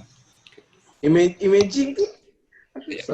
So dah fokus. Okay, fine. If you want to do imaging, why you want to do imaging? So let's say if we suspect the inflammation of the kidney itself, so we would like to see whether is it true that the renal parenchyma is inflamed or not. So you want to do what kind of modulation you want to do? X-rays, ultrasound, renal ultrasound. Okay. So if you do renal ultrasound, so you will expect renal parenchyma slightly apa? Inflamed. So inflamed tu interpretation. Tapi when you see the ultrasound, what is apa appearance in the ultrasound that you will see? Large. White. So you see, normally you see a brightness. Eco-dense ataupun brightness, nampak macam very bright. So very bright means that it is swollen. The kidney is swollen. So those are the meaning of normally kalau acute glomerulonephritis, you don't really expect any dia punya kidney tu membesar. You don't expect that. You expect slightly eco-dense ataupun brightness that you see. So those are mean that the parenchyma is inflamed. If you got recurrent UTI ataupun chronic kidney disease, then you see the size of the kidneys is shrinking, smaller than the relative age. But remember, in children, all the organs are still growing. So there is no set size for any organ. So contohnya macam okay, in a 3 years old, if you kidney dia probably 5 cm kan. Okay. In adults, your kidney size is I don't know, probably 12, 13, 15 itulah lebih kurang kan. So meaning that if you do ultrasound in a 3 years old, kalau dia punya kidney dia 5, 6, 7 cm, that is basically normal for the child, for the age, okay? So it's so difficult to know the exact size for the child. But selalunya kita akan compare. So when you do the ultrasound scan, you measure the kidney, you measure the liver, you measure the spleen, and then you can doing the relative calculation to see is it normal size or not for the child. So we don't really have an exact size of organ in children. Okay.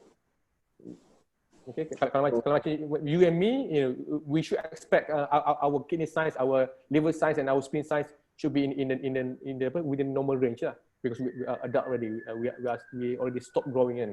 Unless kalau some are still growing at the moment lah.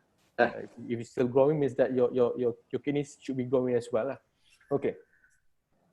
Now, so you mentioned about ultrasound scan, so that's fine. Ultrasound scan, you want to see the parenchyma of the kidney.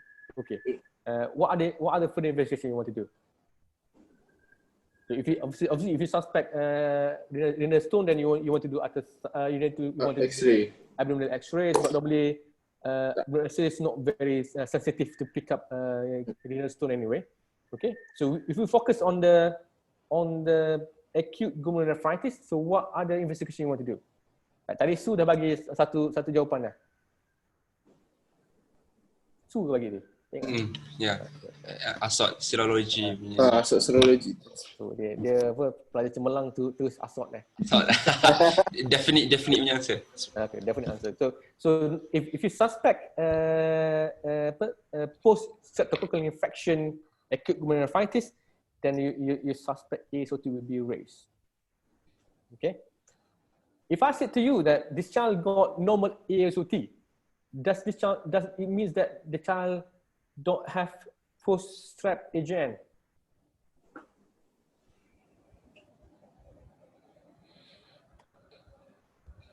Sohaila, please answer Sohaila. Tak tahu sangat asal ni. I don't know. It's possible. It can return to normal. Return to normal? I don't know. You don't know, You don't know. Who's your mentor? Apa tu nama dia? Dr. Ismail. Dr. Ismail. Okay, you can ask Dr. Ismail. It's okay. So normal ASOT does not mean that you don't have post-strep AGN. Okay, let's say the child got a bit of URTI symptom, ada sore throat and so on few weeks ago, and then now they develop AGN, and then when you do the ASOT is normal. It does not rule out post-strep AGN. Maknanya you can still put post-strep AGN despite ASOT is normal. Okay? Okay, why? Because sometimes you don't really have a raised ASOT even though you have strep infection. Okay? Sometimes lah, tapi not every time. Maknanya most of the time you will expect ASOT will be raised most of the time.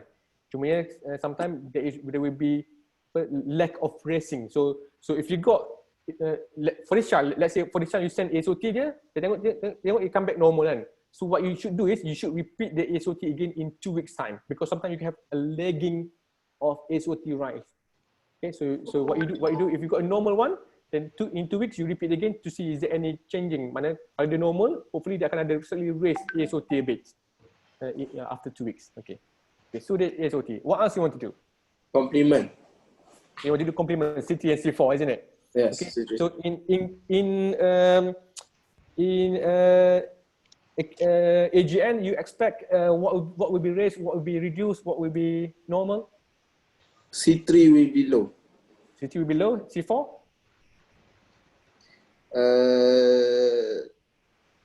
C4 is normal. Okay, so it's normally normal lah C4. Kalau nephrotic syndrome, CT-C4 macam mana? Nephrotic. I'll pass tu dia ada. Pass tu dia ada. Nak pass apa ni? So who you want to pass to?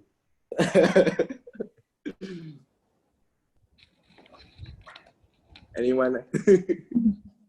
Saya yang kat bawah-bawah ni yang kena pass ni. Semua low kan?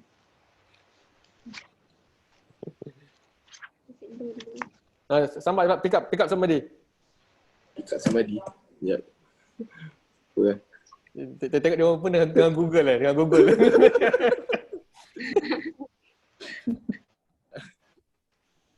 Kila.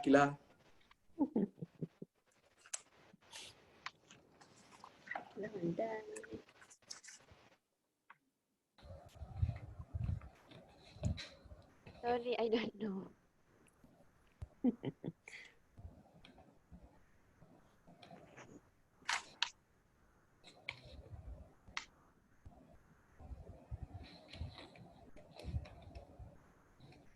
So who know in nephrotic syndrome what happened to the C3 and C4?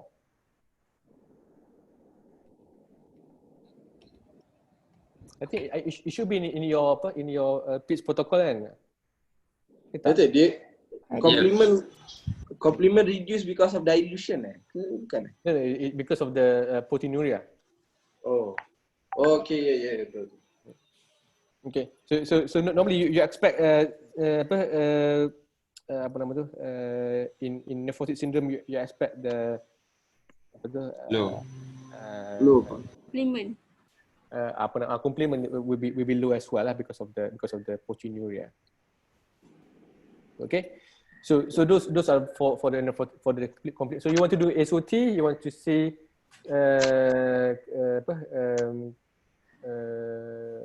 basically it's just SOT just to prove this is strep infection, and the CT4 for me it's not really significant at all for CT4 ni.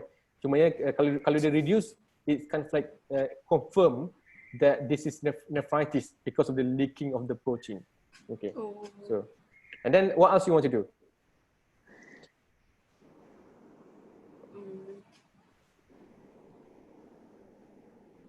Dia macam kalau if renal biopsy dia ada indication kan, tapi just for the sake of discussion boleh kot. Renal biopsy. We don't normally do renal biopsy. But dia ada indication yang there's indication lah. There's indication. Steroid resistant and so on. But you don't normally do nephrotic syndrome, renal biopsy in acute glomerulonephritis. Doctor, if we suspect the patient have a post-strep infection, so can we do the throat culture and throat swab culture? Yes. If you suspect post-strep AJN, you should do ASOT with throat swab. Oh, okay. Okay, so your other investigation will involve throat swab as well. Meaning that if you got ASOT normal, and then the throat swab dia ada strep infection, then you can say this is evidence of post-streptococcal glomerulonephritis. Okay, in that case, you don't need to repeat again ASOT. So because you got the evidence that there's a strep in the throat that caused the glomerulonephritis. Okay. So, and then what other tests? What is the last test you want to do? Sabar. Sekejap, tengah fikir. Tengah fikir. Sama tengah fikir.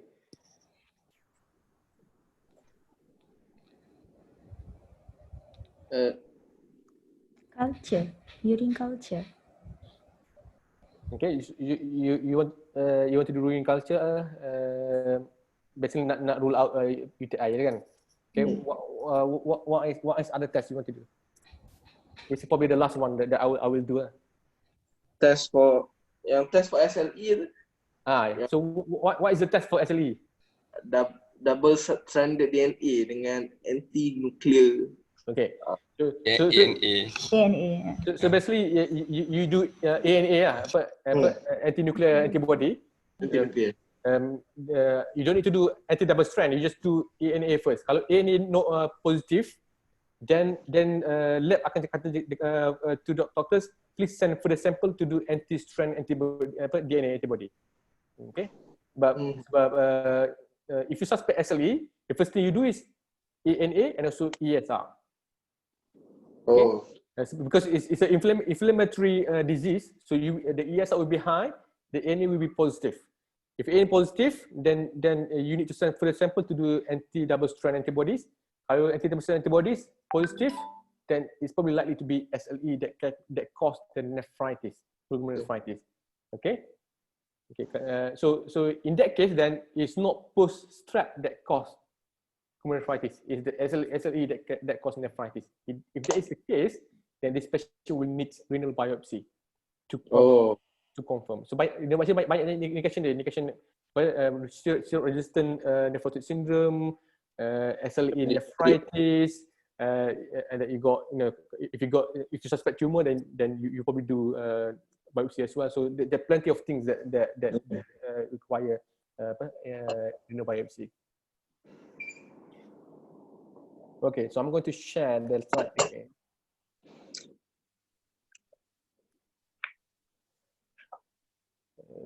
Okay. So this is further investigation. So throat swab to confirm streptococcal infection. You want to do ASOT, CT-T4 as part of the nephritis punya investigation. ESR and also ANA for vasculitis, for example SLEs. And then if you suspect renal calculi, you do abdominal X-rays. You can do renal ultrasound as well. Mana kalau X-ray normal, but you still strongly suspect this is renal calculi, then you want to do renal ultrasound scan. Kalau ada calculi in the kidney, then normally you will expect dilatation of the ureter when you do the ultrasound scan. Okay, so I'm just going to do a bit more about nephritis. So basically, it typically occur after 2 weeks of infection. Mana kalau ada bit of URTI, then you suspect within 1 to 2 weeks tu dia akan ada hematuria ataupun sign of glomerulonephritis. Theoretically, the patient might have renal failure or oliguria. So as Fatin cakap ini awal tadi. So theoretically memang macam tu. Theoretically lah. Tapi normally when we see them, they normally just passing urine as normal. Normally the renal profile dia quite normal normally, but and then when you do the UFM, you see the red cell cast. Red cell cast means that there is inflammation ataupun leaking of the blood vessels in the kidney. Okay, the most important one is you want to make sure this is hematuria, not bleeding from the rectum ataupun bleeding from the vagina. Okay. Kalau bleeding from the rectum, it could be constipation. Kalau bleeding from the vagina, it could be abuse of period and so on. Tapi obviously dia kalau umur dia 4 tahun takkan period kot, mesti something else. And kalau abuse, normally you will see more lah kalau abuse. Maknanya maybe ada macam bruising dekat dia punya majora and so on kan. So those are the abuse. Clinical signs that you will see in children that got abused.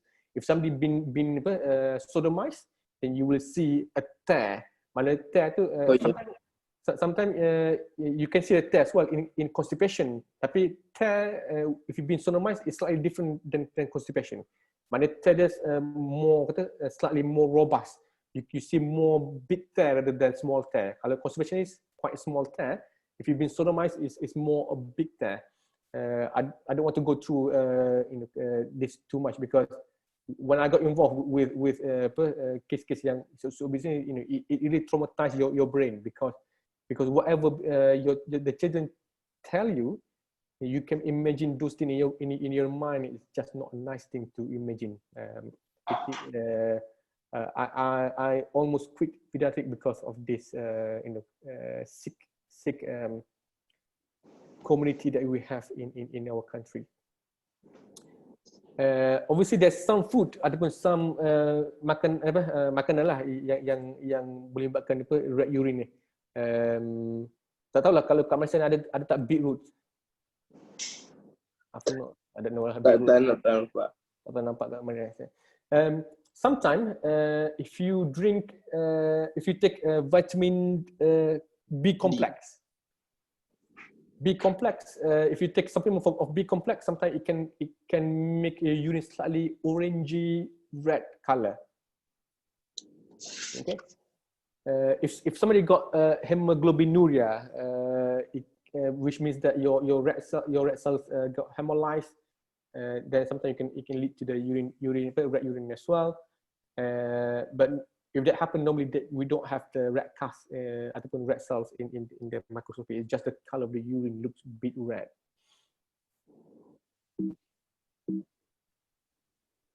Okay, this is the causes of hematuria. UTIs, nephritis could be HSP. IgA nephropathy can cause as well. IgA nephropathy basically you can't diagnose them without renal biopsy. You need to do renal biopsy to diagnose IgA nephropathy. Okay, meaning that if the child still got blood in the urine after 2 to 3 weeks, then it's probably suggestive that you need to do renal biopsy, because normally pulmonary nephritis, it takes some time for the hematuria to disappear, but after a month, if the child still got nephritis, still got hematuria, then you need to think about IgA nephropathy. And obviously, sometimes in nephrotic syndrome, you can have hematuria as well at presentation. Calculi, renal calculi trauma also can cause hematuria as well. As somebody thinking about bleeding disorders, it can cause as well. Anatomical causes. So anatomical causes normally it happen from birth. You have congenital anatomical causes. Okay, maknanya kalau the child has been normal for 6 years and then suddenly got hematuria, it's probably unlikely to be anatomical causes. Okay, most likely it is acquired causes. Kalau anatomically selalunya from birth, maknanya dia mungkin ada infection from birth, like within 3 months of life they have recurrent infection. Okay, polycystic kidney disease pun adalah something that you are born with it. It's a congenital conditions. Hydronephrosis can happen at birth, however, it can also happen as a acquired condition. For example, if you got recurrent UTI, recurrent UTI can lead to hydronephrosis. Tumors, as we mentioned before, medication also can cause hematuria as well. Factitious illness. Okay, factitious illness maknanya macam apa? If you can remember whether you have heard Munchausen syndrome by proxy. Have you heard about that? Munchausen syndrome by proxy. Munchausen. I don't really know how to spell Munchausen, but if you just Google a bit, MAU chosen. Let me try to Google for you guys.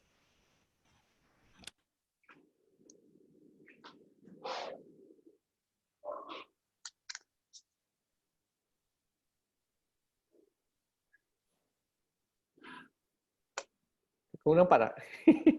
So if you Google MUN, can I type? Oh, I type pula. One sharing tak nak type. So MUN CHAUSEN. So Munchausen syndrome by proxy. So Munchausen syndrome by proxy is basically somebody who have psychological or psychiatric illness. Okay. They want to seek attention from somebody, so they use somebody as a proxy for them to seek the attention. Okay, for example, kalau let's say this child basically it has been normal, this child tak ada masalah apa-apa pun.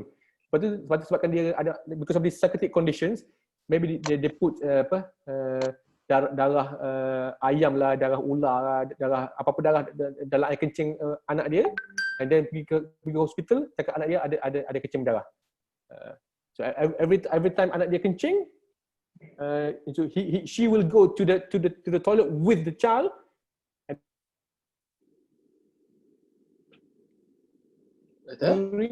and then sent to us for to be tested. I see. So mana you will how do you know this? By removing the parents, the child looks normal.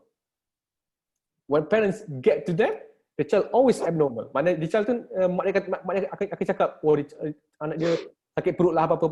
Tapi anak dia nampak okey je, nampak relax je. Kan? So by removing these people, the child will have no problem, no issues. Tapi if once the child near to parents ataupun under parents supervision, there will always be problems, will always be complaint. Tapi the child looks normal je. So those are the factitious illness. Maknanya somebody making up the symptoms, the signs and so on. Okay, those are the factitious illness. Ataupun before this we call it Munchausen syndrome by proxy. And obviously the last one is recurrent benign hematuria, which is a very, very uncommon, and normally we do everything else first before we come to this diagnosis. Betul. Hypercalciuria means like the causes of hypercalciuria can also be cause of hematuria. Okay, hypercalcinuria. Calciuria. Calciuria basically you got because of the calcium too high in the system. Okay, so when the glomerulus filtrates those excess of calciums, you got different deposition of calciums in your renal pelvis.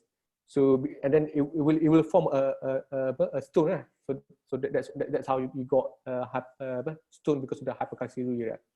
Okay, sometimes you got uric acid as well because of that. Sometimes you can have renal stone because of the hyperoxalicuria. Because you got so many oxalates in the system, and then the system filtrates the oxalates, deposited in the renal pelvis. It then cause alkali as well. Okay. So those are the things. So any question about this case? I think that's all for this case. Oh, sorry. Banyak lagi sebenarnya. Okay, treatment dia adalah symptomatic treatment. Kalau you give antibiotics for post-strep AGN just to get rid of the bacteria, but the antibiotic is not treating the glomerulitis. Glomerulitis already happened, and then inflammation of the blood vessels already happened. You give antibiotics because you want to treat the colonization of the streptococcal in the throat. But it's not treating the nephritis. Nephritis is happening. It will take some time to get better. Okay.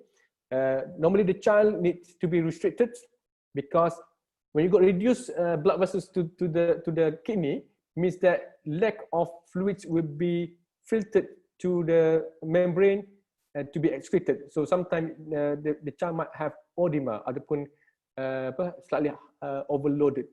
So that's why you try to you sometimes restrict the child to about 1 to 1.5 liter a day of fluids. You ask the parents to monitor the diets, reduce the salts. If the child looks overloaded with hypertension, then you might want to try with furosemide or diuretics medication, try to get rid of the excess fluids. Okay, monitor the BP and monitor the urine input output as well. Okay, if a child have persistent high BP, then you might want to give calcium channel blocker to control the BP. Remember, this is all treatment. So in year 3 we don't really expect you to know treatment. Okay, but you at least can read about this so that when you come to year 5, you know a bit of management of in post-strep AGN.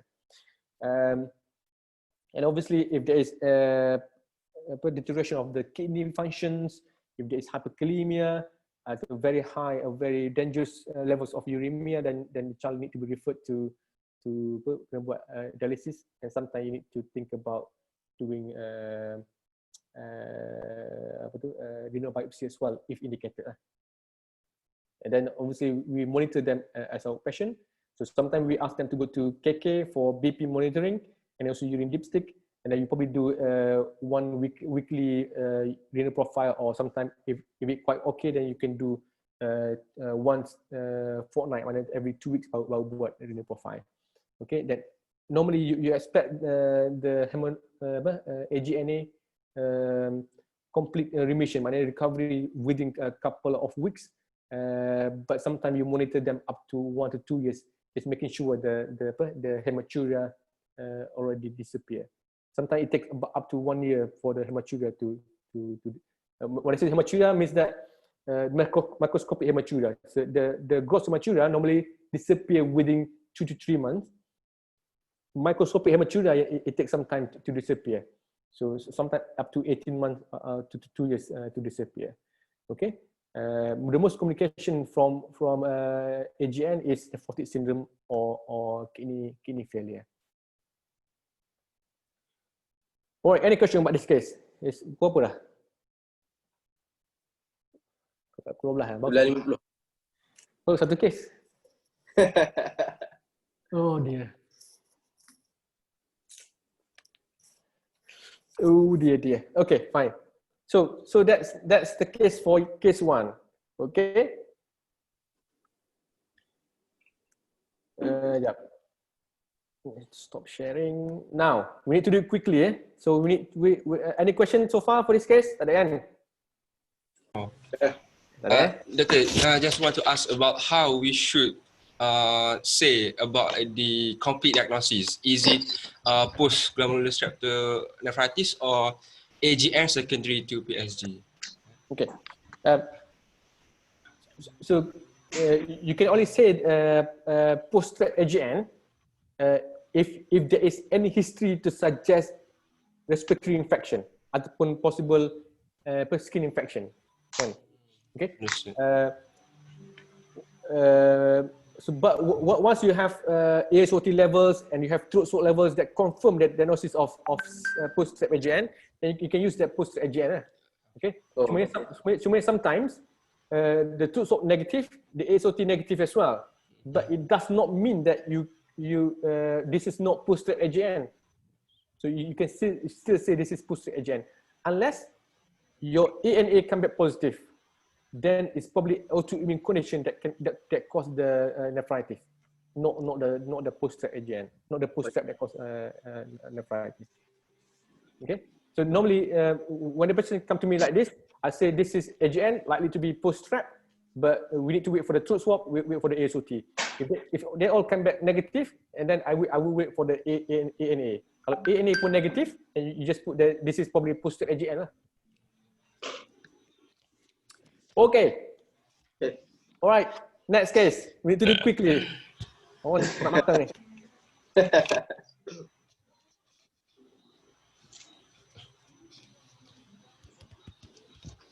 Siapa case tu? Alip.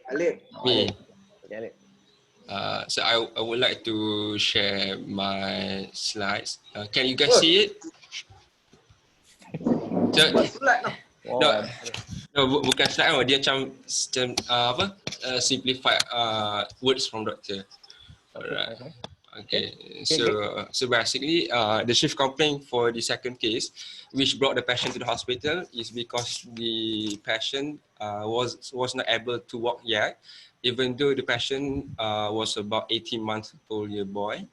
So, is there any significance with this chief complaint? Tanya siapa tu? Anyone, to my colleague. My colleague Tanya Akilah ke, Najmi ke, Red Lobster ke. Itulah, so Syarifah masalah lah.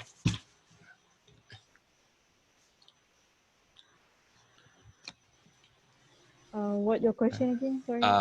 Is there any significance with the chief complaint in terms of his age and also couldn't walking yet? So usually if the patient 18 months, usually they can walk. So there's delay in walking in this patient. Yeah, it's true. Because according to the PITS protocol, if the child was not able to walk yet at 18 months, so it is regarded as one of the feature in developmental warning sign. Okay. So for the history, so the patient is well. Otherwise, he had cough and also colds, and he had history of having chicken pox 6 months ago. And actually, so I would like to focus on the birth history, since the patient was born at 41 weeks gestations. So what's that? What does this term means? 41 weeks gestation. Any of you know? Late term. Late term. Sorry. Okay. Late term. Late. Okay, late term. So usually, if the child was born full term or post term, which is more than, if I'm not mistaken, full term 37 to 41, right, doctor? Okay. Okay, and then if the 41 above is known as post term. So if the patient was born with full term or post term, so usually they will have a meconium staining of the amniotic fluid. So meconium itself is defined as the first intestinal discharge from the infant during his life inside the uterus of the mother.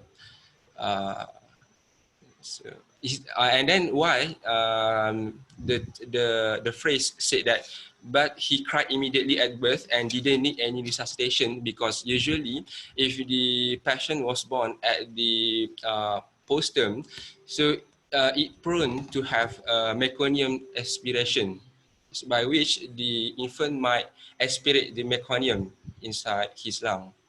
And that's why in some cases we need to resuscitate the patient. Is it true, doctor?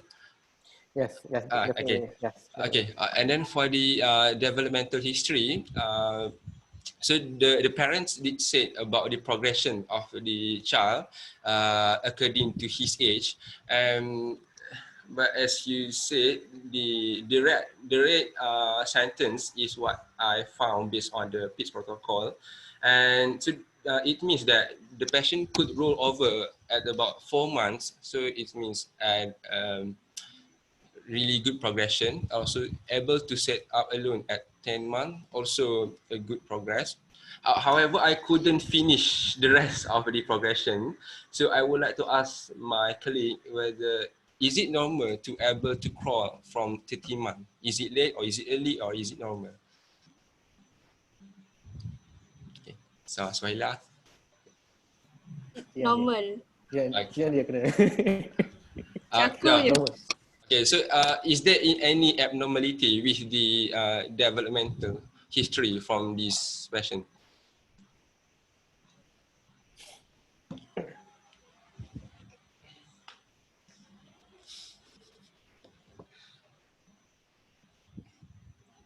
Hello. Are you talking to me? No, with anyone else. Okay. Okay. Is there any abnormality in his development?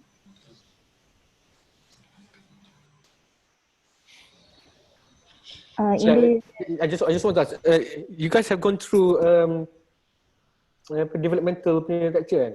Yes. Was taught by you, doctor. Was taught by me, okay. Long time ago kan? Long time ago. But I guess we already forgot about it. So any of you got any adik ke yang tengah kecil lagi, ataupun have you got any of your own child? Sambah has niece, nephew. Baru lahir. Baru lahir, payahlah sikit baru lahir. Boleh. Boleh sikit. From what I read in the PITS protocol for the gross motor, it says that full self to stand should be around 9 months. So there is delay in that. Okay, so everyone agree? It's just so difficult to know who actually are here or not, because it's only 1, 2, 3, 4 yang ada cameras. I don't know the rest of them still on the bed line while listening. I don't know lah. So you guys agree kan? Make sure everyone agree that this is late development ataupun delayed. Yes, doctor, delay development. No, siapa tu? Okay, so delayed. Okay, carry on. Carry on. So with regards to okay. let's go to like this. Okay, 18 months old. In a normal child, gross motor, what should he be able to do?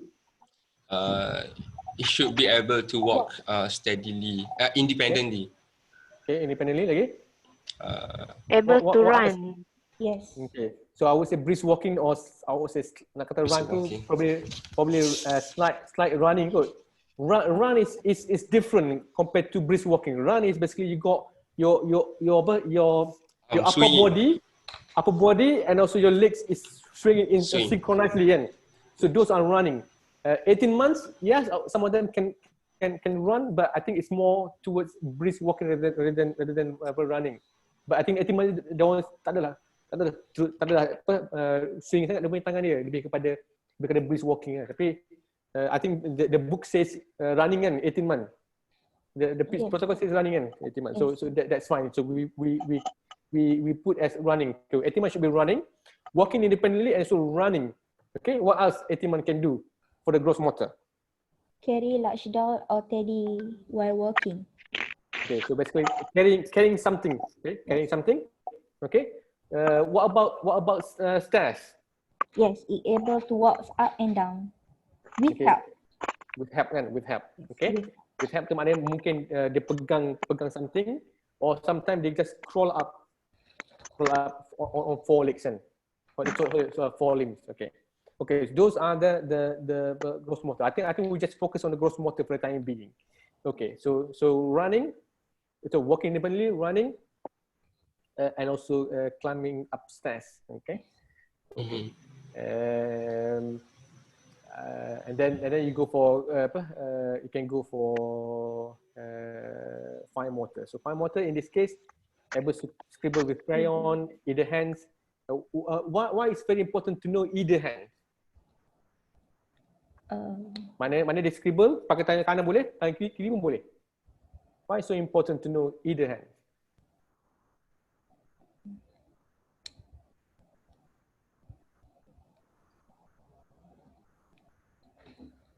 Okay. Is it because the patient able to transfer the object? Not necessarily. Not related. What? Transferring object should happen before that end. Yeah. What age transferring object? 12 months kot. 12 months lama sangat. 6 months kot. So about 6 months. 4 to 6 months, okay? 4 to 6 months. The reason that why we say either hands means that Alif ataupun siapa ni? Suhaila lah sebab dia foreigner. Suhaila. So when do you remember when you developed your hand preference? How do you know that Kida ke left-handed or right-handed? Right-handed. You are right-handed. So how do you know, when do you know that you are right-handed? What age do you know that you are right-handed? Maybe around when I was able to eat. So I'm going to ask Fatin. Can you confirm that? Wait. So what age that you develop hand preference? Ataupun what age that you are aware that you are right-handed, not left-handed? Doctor, is it related to our ability to eat by spoon? Kind of. Is it same with the hand regard? Hand regard is baby. The hand regard dia main tangan dia. Itulah hand regard. To baby. Hand regard. Mana dia main tangan dia.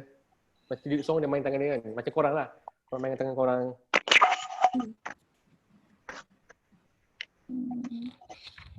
At 18 months. Hand preference. Hand preference at 18 months. Yes. Okay. Anyone else disagree? Anyone disagree? I agree. You agree? Ada peace protocol. Yeah. Because from peace protocol. From protocol, agree. Okay. So hand preference normally I would say about 18 to 2 years okay, hand preference. Okay. So 18 to 2 years. So the thing is most of us don't really if you develop hand preference before 18 months old, mana if you have maybe by 9 months old ke 12 months old ke, you need to think about possible cerebral palsy. Oh. Okay, so meaning that if you got a baby, maybe 9 months old, when you give the toys, he only reach by right hand saja, ataupun only reach by left hand saja kan. Okay, and then if you get anything, dia cuma akan pakai satu tangan je, dia tak pakai tangan satu lagi. Means that the child only be able to move just one sided. So the other side yang tak move tu possibly because of the CP. Okay, so hand preference that develops very early, before 18 months, is something that you need to be very, very cautious, maybe alarming as well, because it could be undiagnosed cerebral palsy. Okay, all right. Okay, so continue.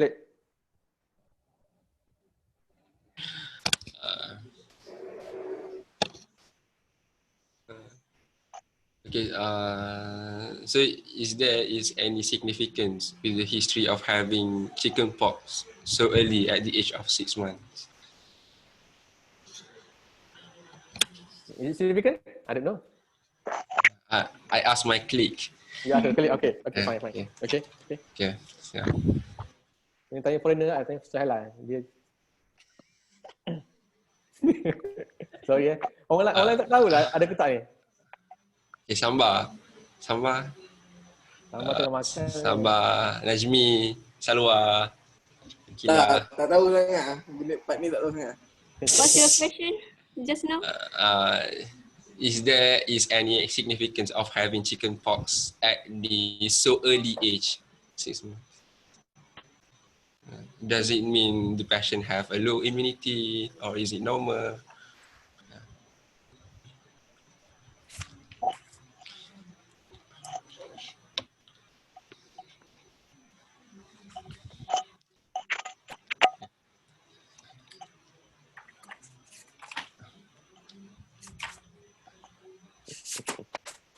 Okay, so basically it's fine. So chickenpox at 6 months is okay. It's not that significant at all. Unless if you have measles. Okay. So what is the complication of measles? Yes. So one of the complications of measles is subsclerosis panencephalitis. So SSPE. Okay. So those are the reason why we want to fight measles, because of the rare complication of SSPE. So that's why. And SSPE can happen anytime during your life. So if you got measles at 6 months old, the SSPE can happen, anytime, for 20 years, 40 years, 60 years. So you don't know when the SSPE is going to happen.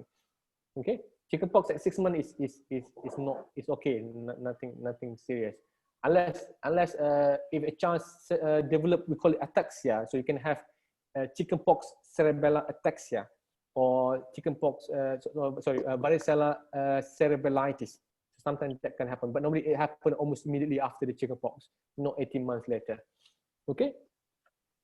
Okay. Anything else from the history that you want to ask?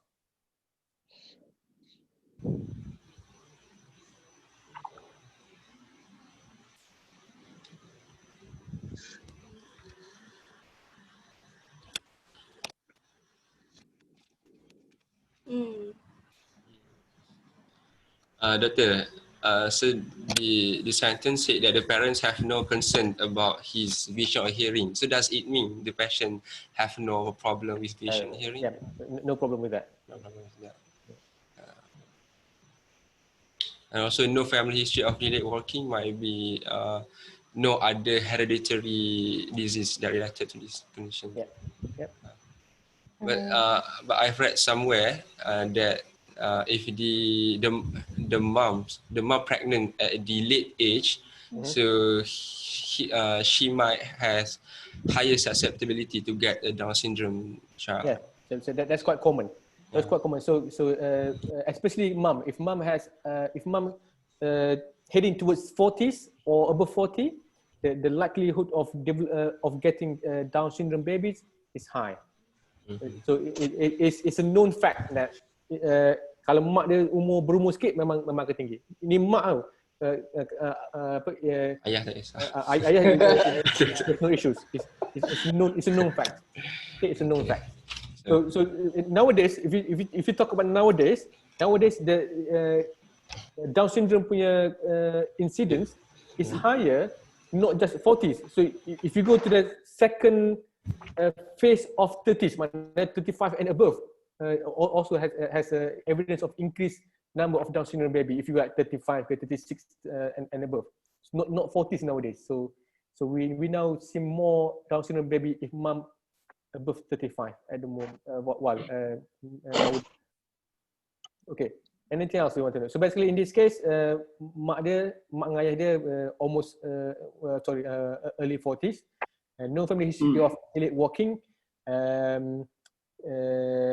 I don't know the whether this child had got any other siblings or not, but we just focus on this child anyway. So tapi basically there's no family history. Maknanya kalau ada sibling lain pun they are normal lah. Okay, any other question you want to ask about this child? So if I go back to Alec just now, so why is so important to know about meconium standing at birth?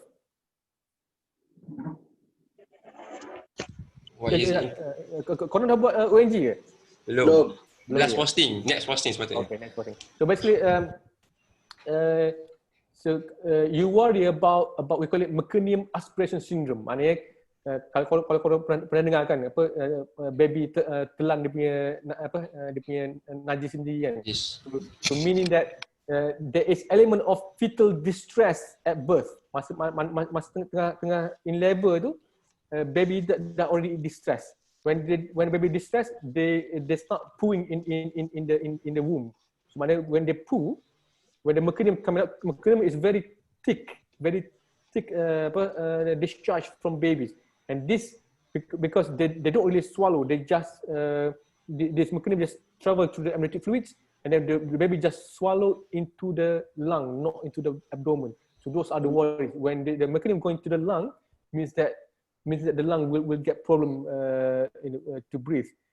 Meconium aspiration syndrome, if you got it, it's so difficult to handle. Sometimes they develop something more severe. We call it persistent pulmonary hypertension in newborn, which means that the lungs is not really working properly. If that is the case, it will disrupt their blood supply to the brain, and sometimes they can cause cerebral palsy because of that as well. So that's why it's very important to know. That's one thing. The second thing is, didn't need resuscitation. Okay, if somebody has any neuromuscular disorder, sometimes they, for example, if you got spinal muscular atrophy. So if you got spinal muscular atrophy, sometimes you don't really breathe properly. If you don't breathe properly, you might need resuscitation at birth. Maknanya mungkin perlukan bag and mask masa deliver, ataupun perlukan ventilate patung pernafasan kan. Maknanya mungkin nak kena tube the baby because of that. So it's very important to know these two piece of information, meconium standing and also requiring resuscitation at birth. Okay, so obviously this is not really important for you guys because you will learn this more when you are year 5, including neonatology nanti. Okay. Okay. Anything else? Any other question you want to know about this case?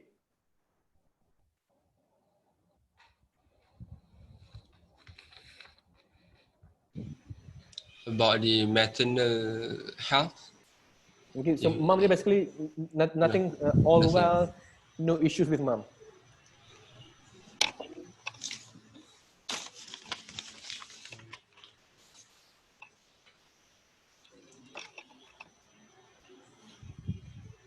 So basically the main thing is about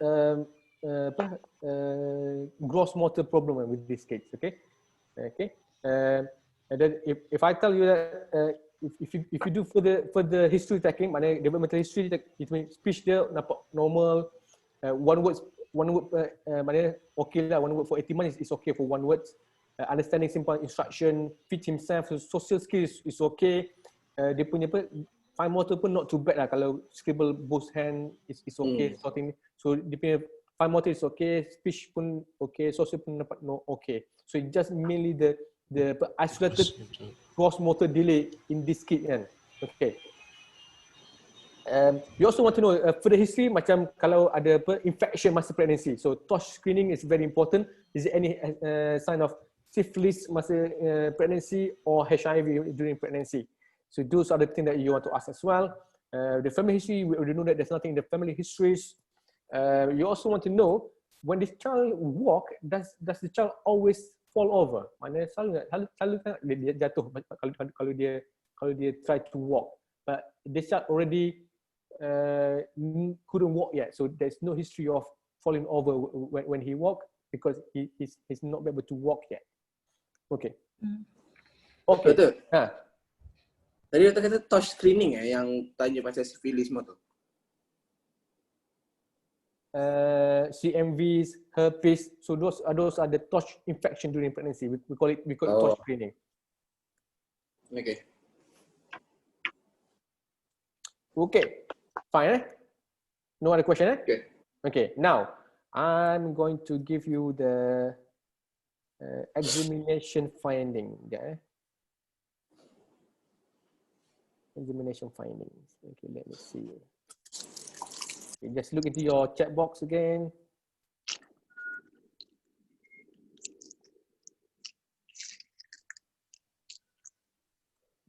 Okay, those are the examination findings.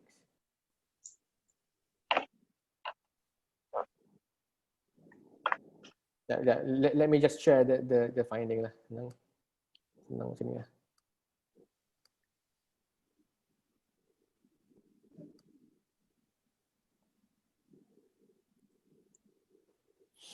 Okay, so looks okay, interacting okay with you when you examine the child, not dysmorphic, so maknanya dia punya tak nampak macam Down syndrome, tak nampak macam something else. Dia punya weight dia not too bad, 25th centile, which is okay. Height pun okay. Circumference 50 centile, so not too bad lah. So you expect a child, most of the child will have slightly big head compared to the body kan. So which is not too bad lah. 50 centile is okay. No, mana dia tak adalah discrepancy yang very large. Like apa, kalau weight dia height dia 25th, tapi dia punya circumference probably 99 centile. So it's not a big difference there. And we know baby kids is bigger than their body anyway. So that's why most of the children ada besar kepala kan, ataupun kepala besar.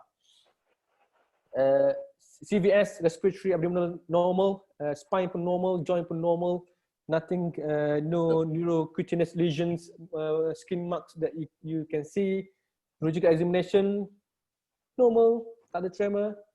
The child can stand with help, holding on the low tables, taking a few steps when holding hand. So not too bad. So from this case, I'm going to stop sharing. Okay, I'm going to stop sharing there. Okay.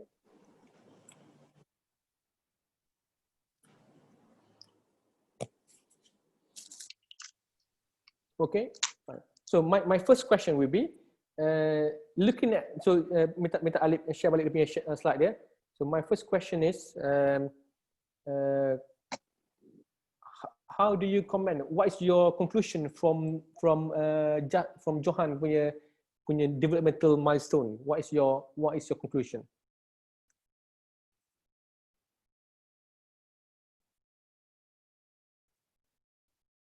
Me, the question is for me or for? Well, you can always pass the question to your colleague, and if you want. Of course, I will pass to them. Yeah. So, anyone interested to answer the question? Anyone interested? You need to point out to which. Okay. Okay. Salwa.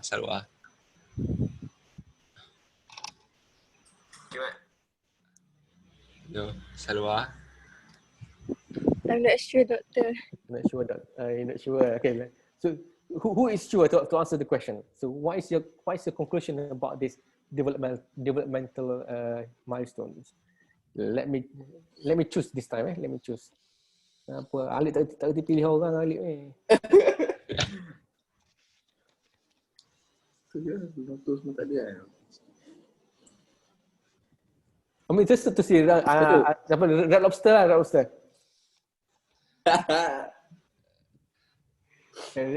So okay. Yes. So from my point of view, Hmm. so basically there's delay in walking, but then all for social and others is okay. The fine motor, so there's delay. Sorry? Sangkut dia.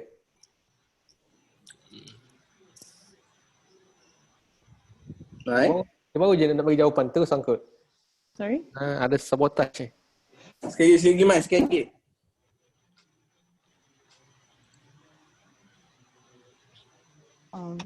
Dengar ke? Clear. Dengar? Dengar. So my point of view is basically there's isolated gross motor delay. Okay. Because for social and fine motor, there's no problem with that, and there's no problem with the cranial nerve and others. Okay. So your conclusion is the isolated gross motor delay. Okay. Everybody agree? Everybody agree? Yes. Okay. So yes. When we talk about gross motor delay, if only one domain, maknanya if you're talking about gross motor, fine motor, speech and language, and also social. If we only one domain delay, we call it isolated delay. Kalau gross motor yang delay, then you say isolated gross motor delay. Kalau speech delay, you say isolated speech delay. Okay. If there is more than one, maknanya ada two, then you call it global delay. Global. Okay. So kalau lah ada gross motor plus social delay, then you say this is global delay. Evidence by not working yet by 18 months. And not be able to say any words at all, and then you say this is global delay. So one or more than one, you click global delay. Okay. So those are my first question. My second question. So what assessment you want to do? What is further assessment you want to do at this point? The assessment, Allah. InsyaAllah. Ataupun what test, basically what test you want to do lah, senang kan? What test you want to do? Okay, Alik ni kena jawab ni, dia study macam ni. What is investigation you want to do for the late walker? Late walker. Can we do a CT brain? Oh, I don't know. Okay. Let's start with the blood test first. Ataupun any examination you want to do first. When you do assessment, you want to do the proper examination, basic blood investigations, and then barulah pergi pada imaging investigation kan. And then barulah you do further investigation like genetic ke apa kan, metabolic condition and so on. So you need to go one by one. So focus on the examination first. What examination you be thinking that might give you some idea what's wrong with the child? But Doctor, does the isolated gross motor delay is known as a diagnosis? No.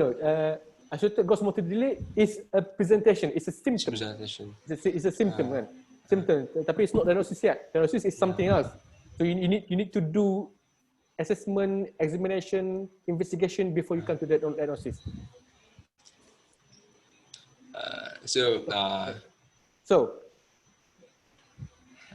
I don't know, Doctor.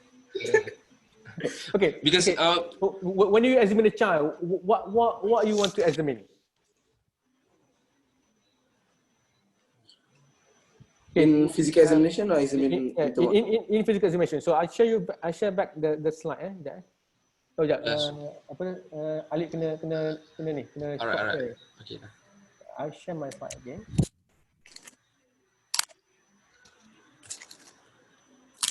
Okay. So sorry. From this examination, okay. What can you think about? Mana okay, cardiovascular, respiratory, abdominal normal. Neurologically normal kan? So when I say normal here, okay, or the best thing that I can do is Okay, what will be your differential diagnosis at this point? What will be your differential? So somebody who's not walking yet. So what are you thinking? What will be your differential for the time being? Okay. The clue is neurological examination. Itu the clue dia. Down syndrome. Okay. So okay, if he says Down syndrome, but there is no signs to suggest, because we mentioned here he is not dysmorphic. So he's not dysmorphic. So you can say this is unlikely to be Down syndrome. Okay, anything else? Cerebral palsy. Okay, CP. What kind of sign of examination when you examine a child? What kind of sign that will be suggestive of CP?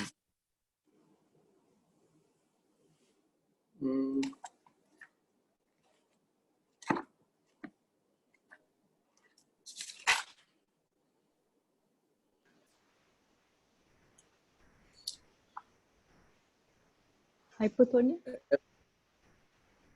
Okay, so is there any sign of hypotonia there? No. Ni dia holding one side tu, dia bukan hypotonia. Need help standing. No, so need help standing. Need help standing. Mana when he is helped to stand, holding to one side. Mana dia nak kata dia perlukan pegang satu side lah untuk dia cuba berjalan lah. Bukan tu sign of hypotonia tu. Not necessary. Kalau hypotonia, then we mention here no normal posture but hypertonic. Oh.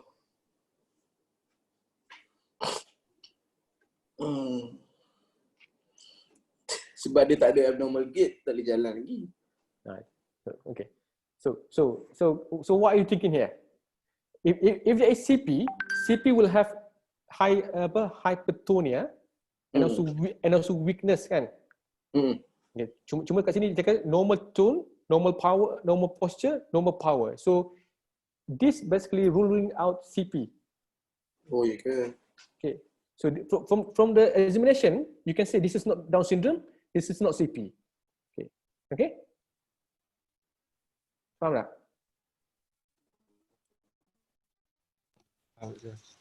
Okay. So what are the differential that you are thinking about? Muscular dystrophy. Okay, muscular dystrophy. What kind of muscular dystrophy? I only know one type, which is Duchenne. Duchenne. Okay. But basically even kalau korang punya curriculum pun Duchenne je yang kita akan bincang. There is Becker's as well. Cuma you just need to know about Becker's. There's few others muscular dystrophy as well, but mainly it's Duchenne that you're talking about. So in this case, then you should be thinking about Duchenne muscular dystrophy. That is one of your differential. Any other differential you are thinking about? How about autism? Okay. Does autism come with? Does autism normally come with gross motor delay? No. Usually social delay. Usually social and also speech and social. And normally dia punya fine motor normally. Rarely, jarang-jarang autism. I don't think autism got a bit of gross motor. Normally autism speech and social with fine motor. Sometimes they have sensory dysfunction as well. So those are the main thing about autism. Gross motor is not really a symptom of autism. Okay, so in this case, you're talking about muscular dystrophy. You can also talk about possible musculoskeletal, possibly joint problem, possibly muscular dystrophy or neuromuscular disorders like I don't know what. Maybe you're talking about botulisms, or sometimes you can talk about myasthenia gravis and so on. So those are the neuromuscular problems in this case. But the higher up in terms of your definition will be Duchenne muscular dystrophy in this case. Plus, this is a boy. Okay, it's much higher percentage of Duchenne. Okay, so I'm going to stop sharing there. Okay. Okay, so examination, when it's examination, nothing really alarming here. Okay, for your examination. So that's why now you need to think about blood test you want to do. So what blood test you want to do? Thyroid function test. Okay, so why you want to do thyroid function test?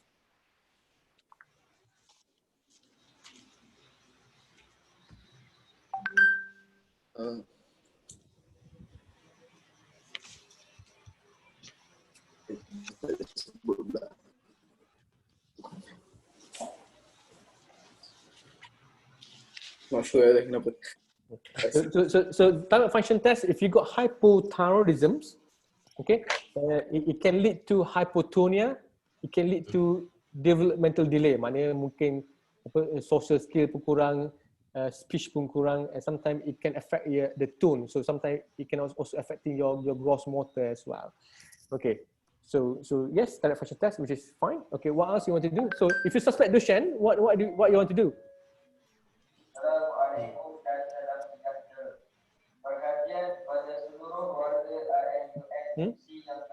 Serum creatine kinase, phosphokinase. Creatine. You want to do creatine kinase. So CK. Creatine kinase, CK. CK. So CK normally will be high in Duchenne muscular dystrophy. Okay. Why CK is high in Duchenne? So anyone of my colleague know the reason? Alik tak study ni. Dia buat slide je. So why CK is high in Duchenne? Because of the breakdown of the muscle. We release the CK. Oh, breakdown of the muscle, insyaAllah. Yes. So because of the breaking down of the muscles, in Duchenne, in Duchenne, your muscle fiber is persistently been breaking down every day, every single second, every hour. Okay. So that's why you're breaking down the muscles. So because of the breaking of the muscle, all the creatines, all the breaking down products from the muscles will be high in your bloodstream. So that's why you got high CK. Normally, CK in Duchenne up to 20,000, 30,000, because you're constantly breaking down your own muscle fiber. Okay. So if you think about CK, if you think about Duchenne or muscular dystrophy, you think about CK. If it's high, it's almost diagnostic that this is Duchenne. Okay. Obviously, the gold standard for diagnosis of Duchenne is you want to do the muscle biopsy anyway. But if you got a high CK with somebody who have gross motor delay, it's almost likely to be Duchenne. Okay. So that's it. You don't need to do anything else. Okay. Obviously, if you suspect something else, if you suspect like what did I mention just now? If you suspect neuromuscular junction disorder, then you need to do neuromuscular biopsy ataupun nerve root biopsy because of that. So let's say if you do CK normal kan, CK normal, then it's going to be a headache lah. So in this case, you probably want to do MRI brain ke, MRI spine ke, CT brain and so on. You probably want to do further investigation in terms of you want to test for myasthenia gravis test screening, and also you want to do the nerve root biopsy to make sure you rule out any other conditions. The thing is, if this is neuromuscular junction disorder, normally if you do a reflex, there's no reflex. Okay, because it's a neuromuscular junction disorder, so there's no reflex at all. Okay, because Duchenne is only muscle problems, so that's why you sometimes get good power, you got good tone, you got good reflexes. It's just that when they try to walk, when they try to stand, they're not able to stand because their muscle is not stable enough, it's not strong enough to maintain their posture. So that's why they keep falling, they not able to stand up. Okay. Okay. Anything you want to ask? Actually, the case 2 is slightly short, not much to talk about. Okay, so I'm just going to share my slide.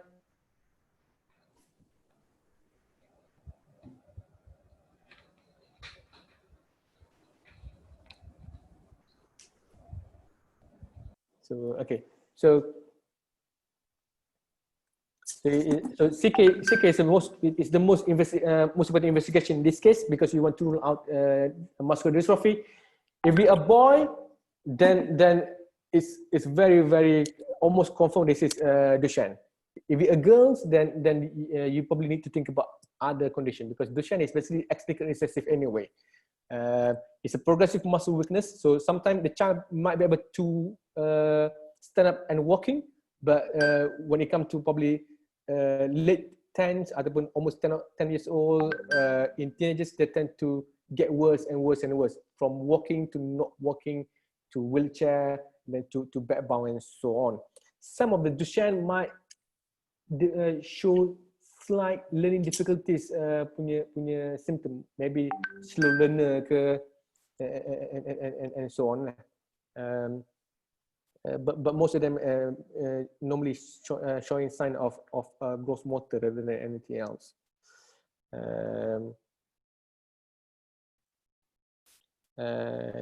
Okay, and then so the thing is, delayed walking is very common. And then some of them might not walk until 18 months old, but most or majority of the cases are just a normal late walker. They will walk eventually. It's just the small percentage, about 3 to 5%, might have muscular disorders or neurological problems. So and it's only 1% turn out to be muscular dystrophy.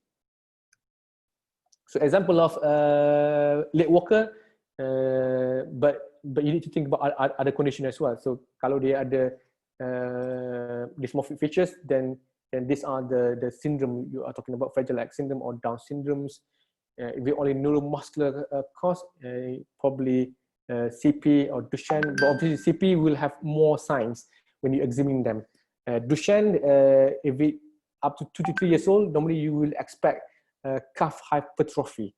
Okay, musculoskeletals, if you got congenital dislocation of hips, you will see the hips is abnormal.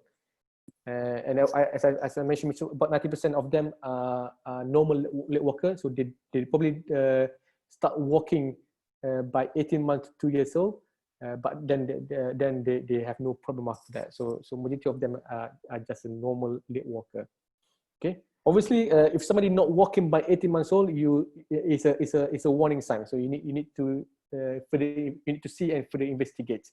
TFT, as Samba mentioned, which is something that we do anyway, and then CK is very important as well to exclude muscular dystrophy, especially in boys. Okay, so that's it about this case. Any question you want to ask? Doctor, so it's stated in the slide about the normal late walker. So it doesn't mean that it is non-pathological, right, Doctor?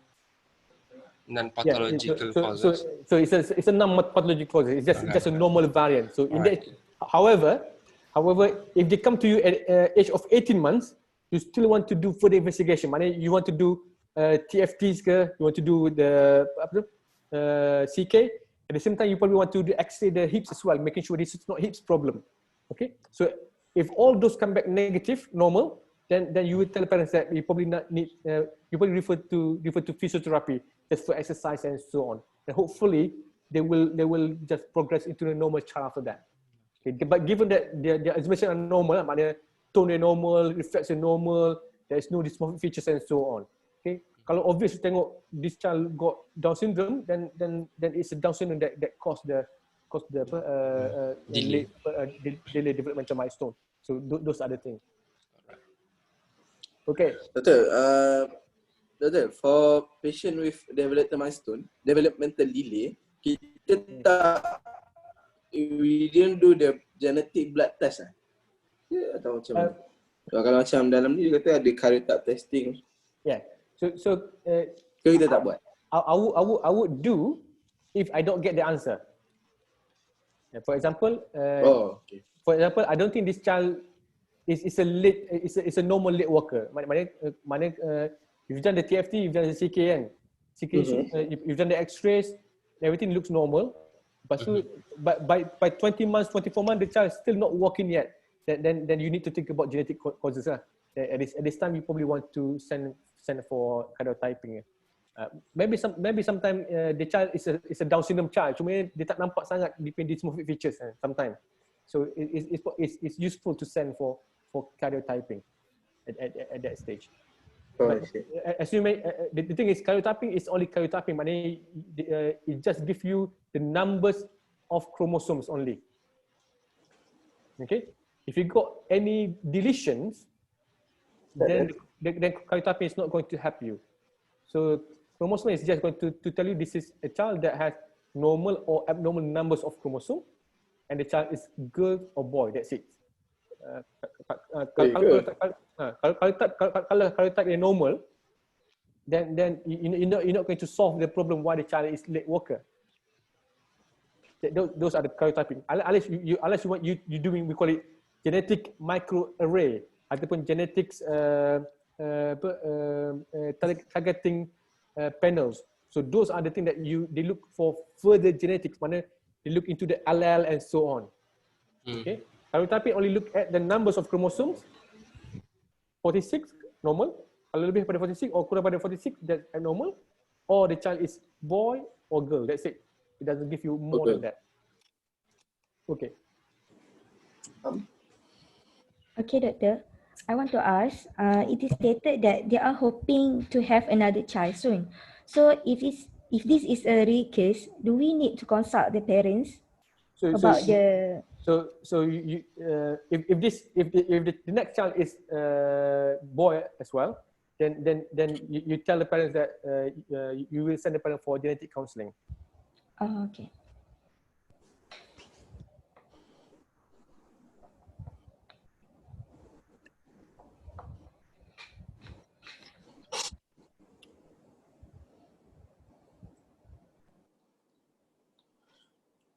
Okay. Betul. One last question. Sebab saya ada baca ni dekat guideline. Satu clinical guideline ni dia kata one of the standard blood test yang that we do for children with developmental delay is liver function test and also calcium level. Tapi kenapa we do that? Okay.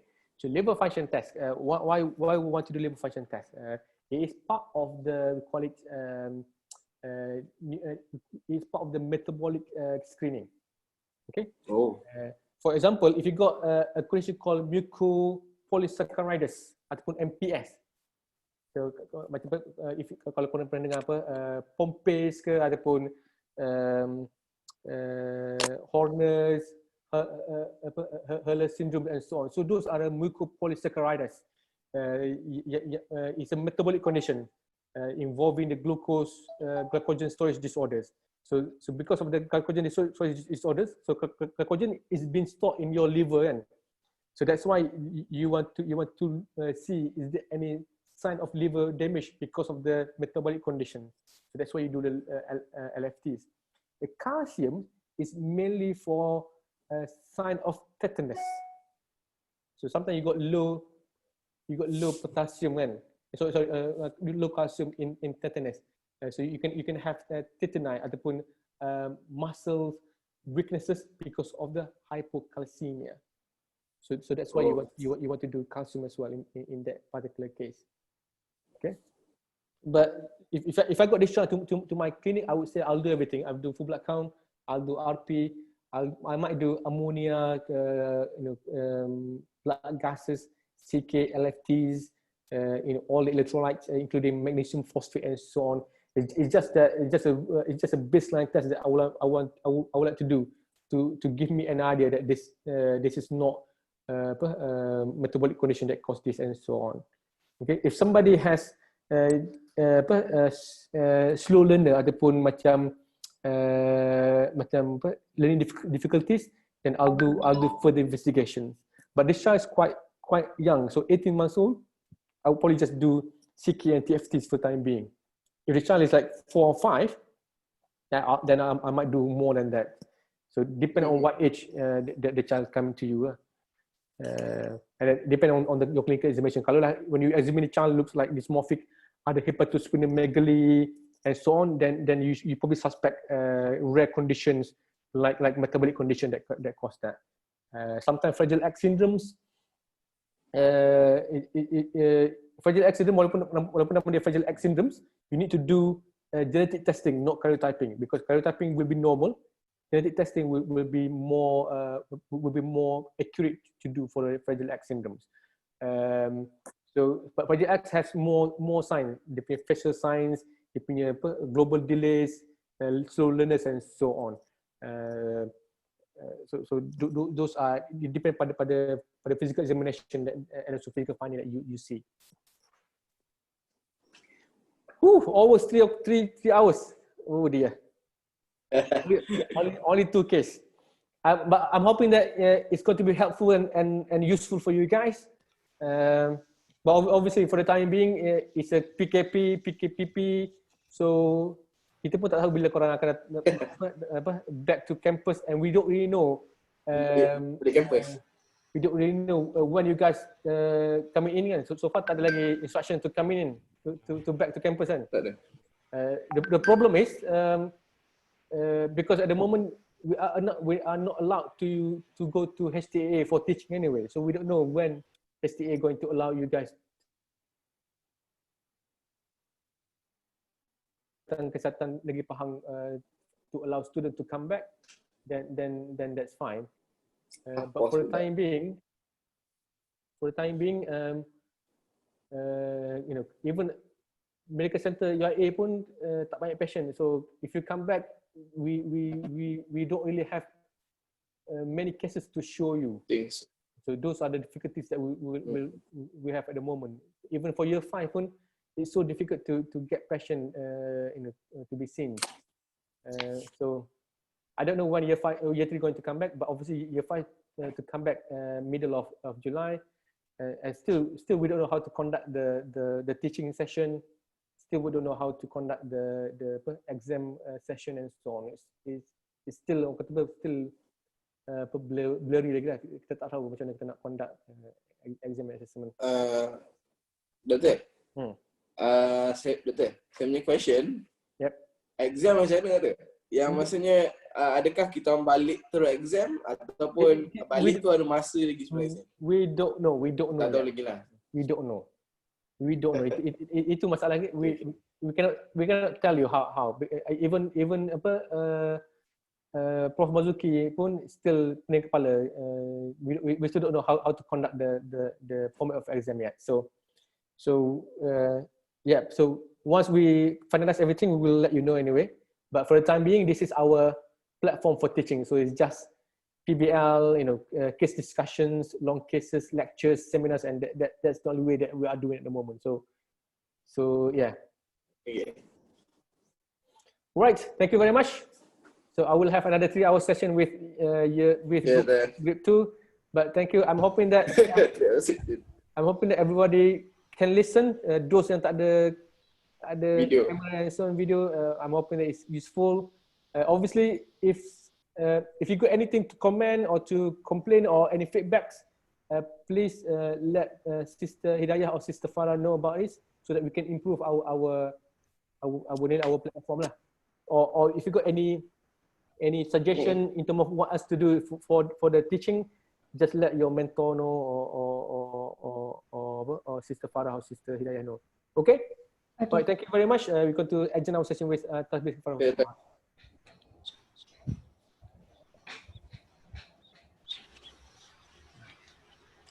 Right, thank you very much. Assalamualaikum warahmatullahi wabarakatuh. Selamat Hari Raya. Waalaikumsalam. Thank you, Doktor. Thank you, Doktor. Lek. Oh, Lek. Video ni record ke ada? Tak. Dia masuk dekat Sister Hidayah. Roger. Video ni Tak, Kak Dayah cakap masuk kat host dia lah kan? Tak tahu, aku tak tahu siapa host. Host ni Kak Dayah kan host kan? Aku tak tahu, aku bukan host.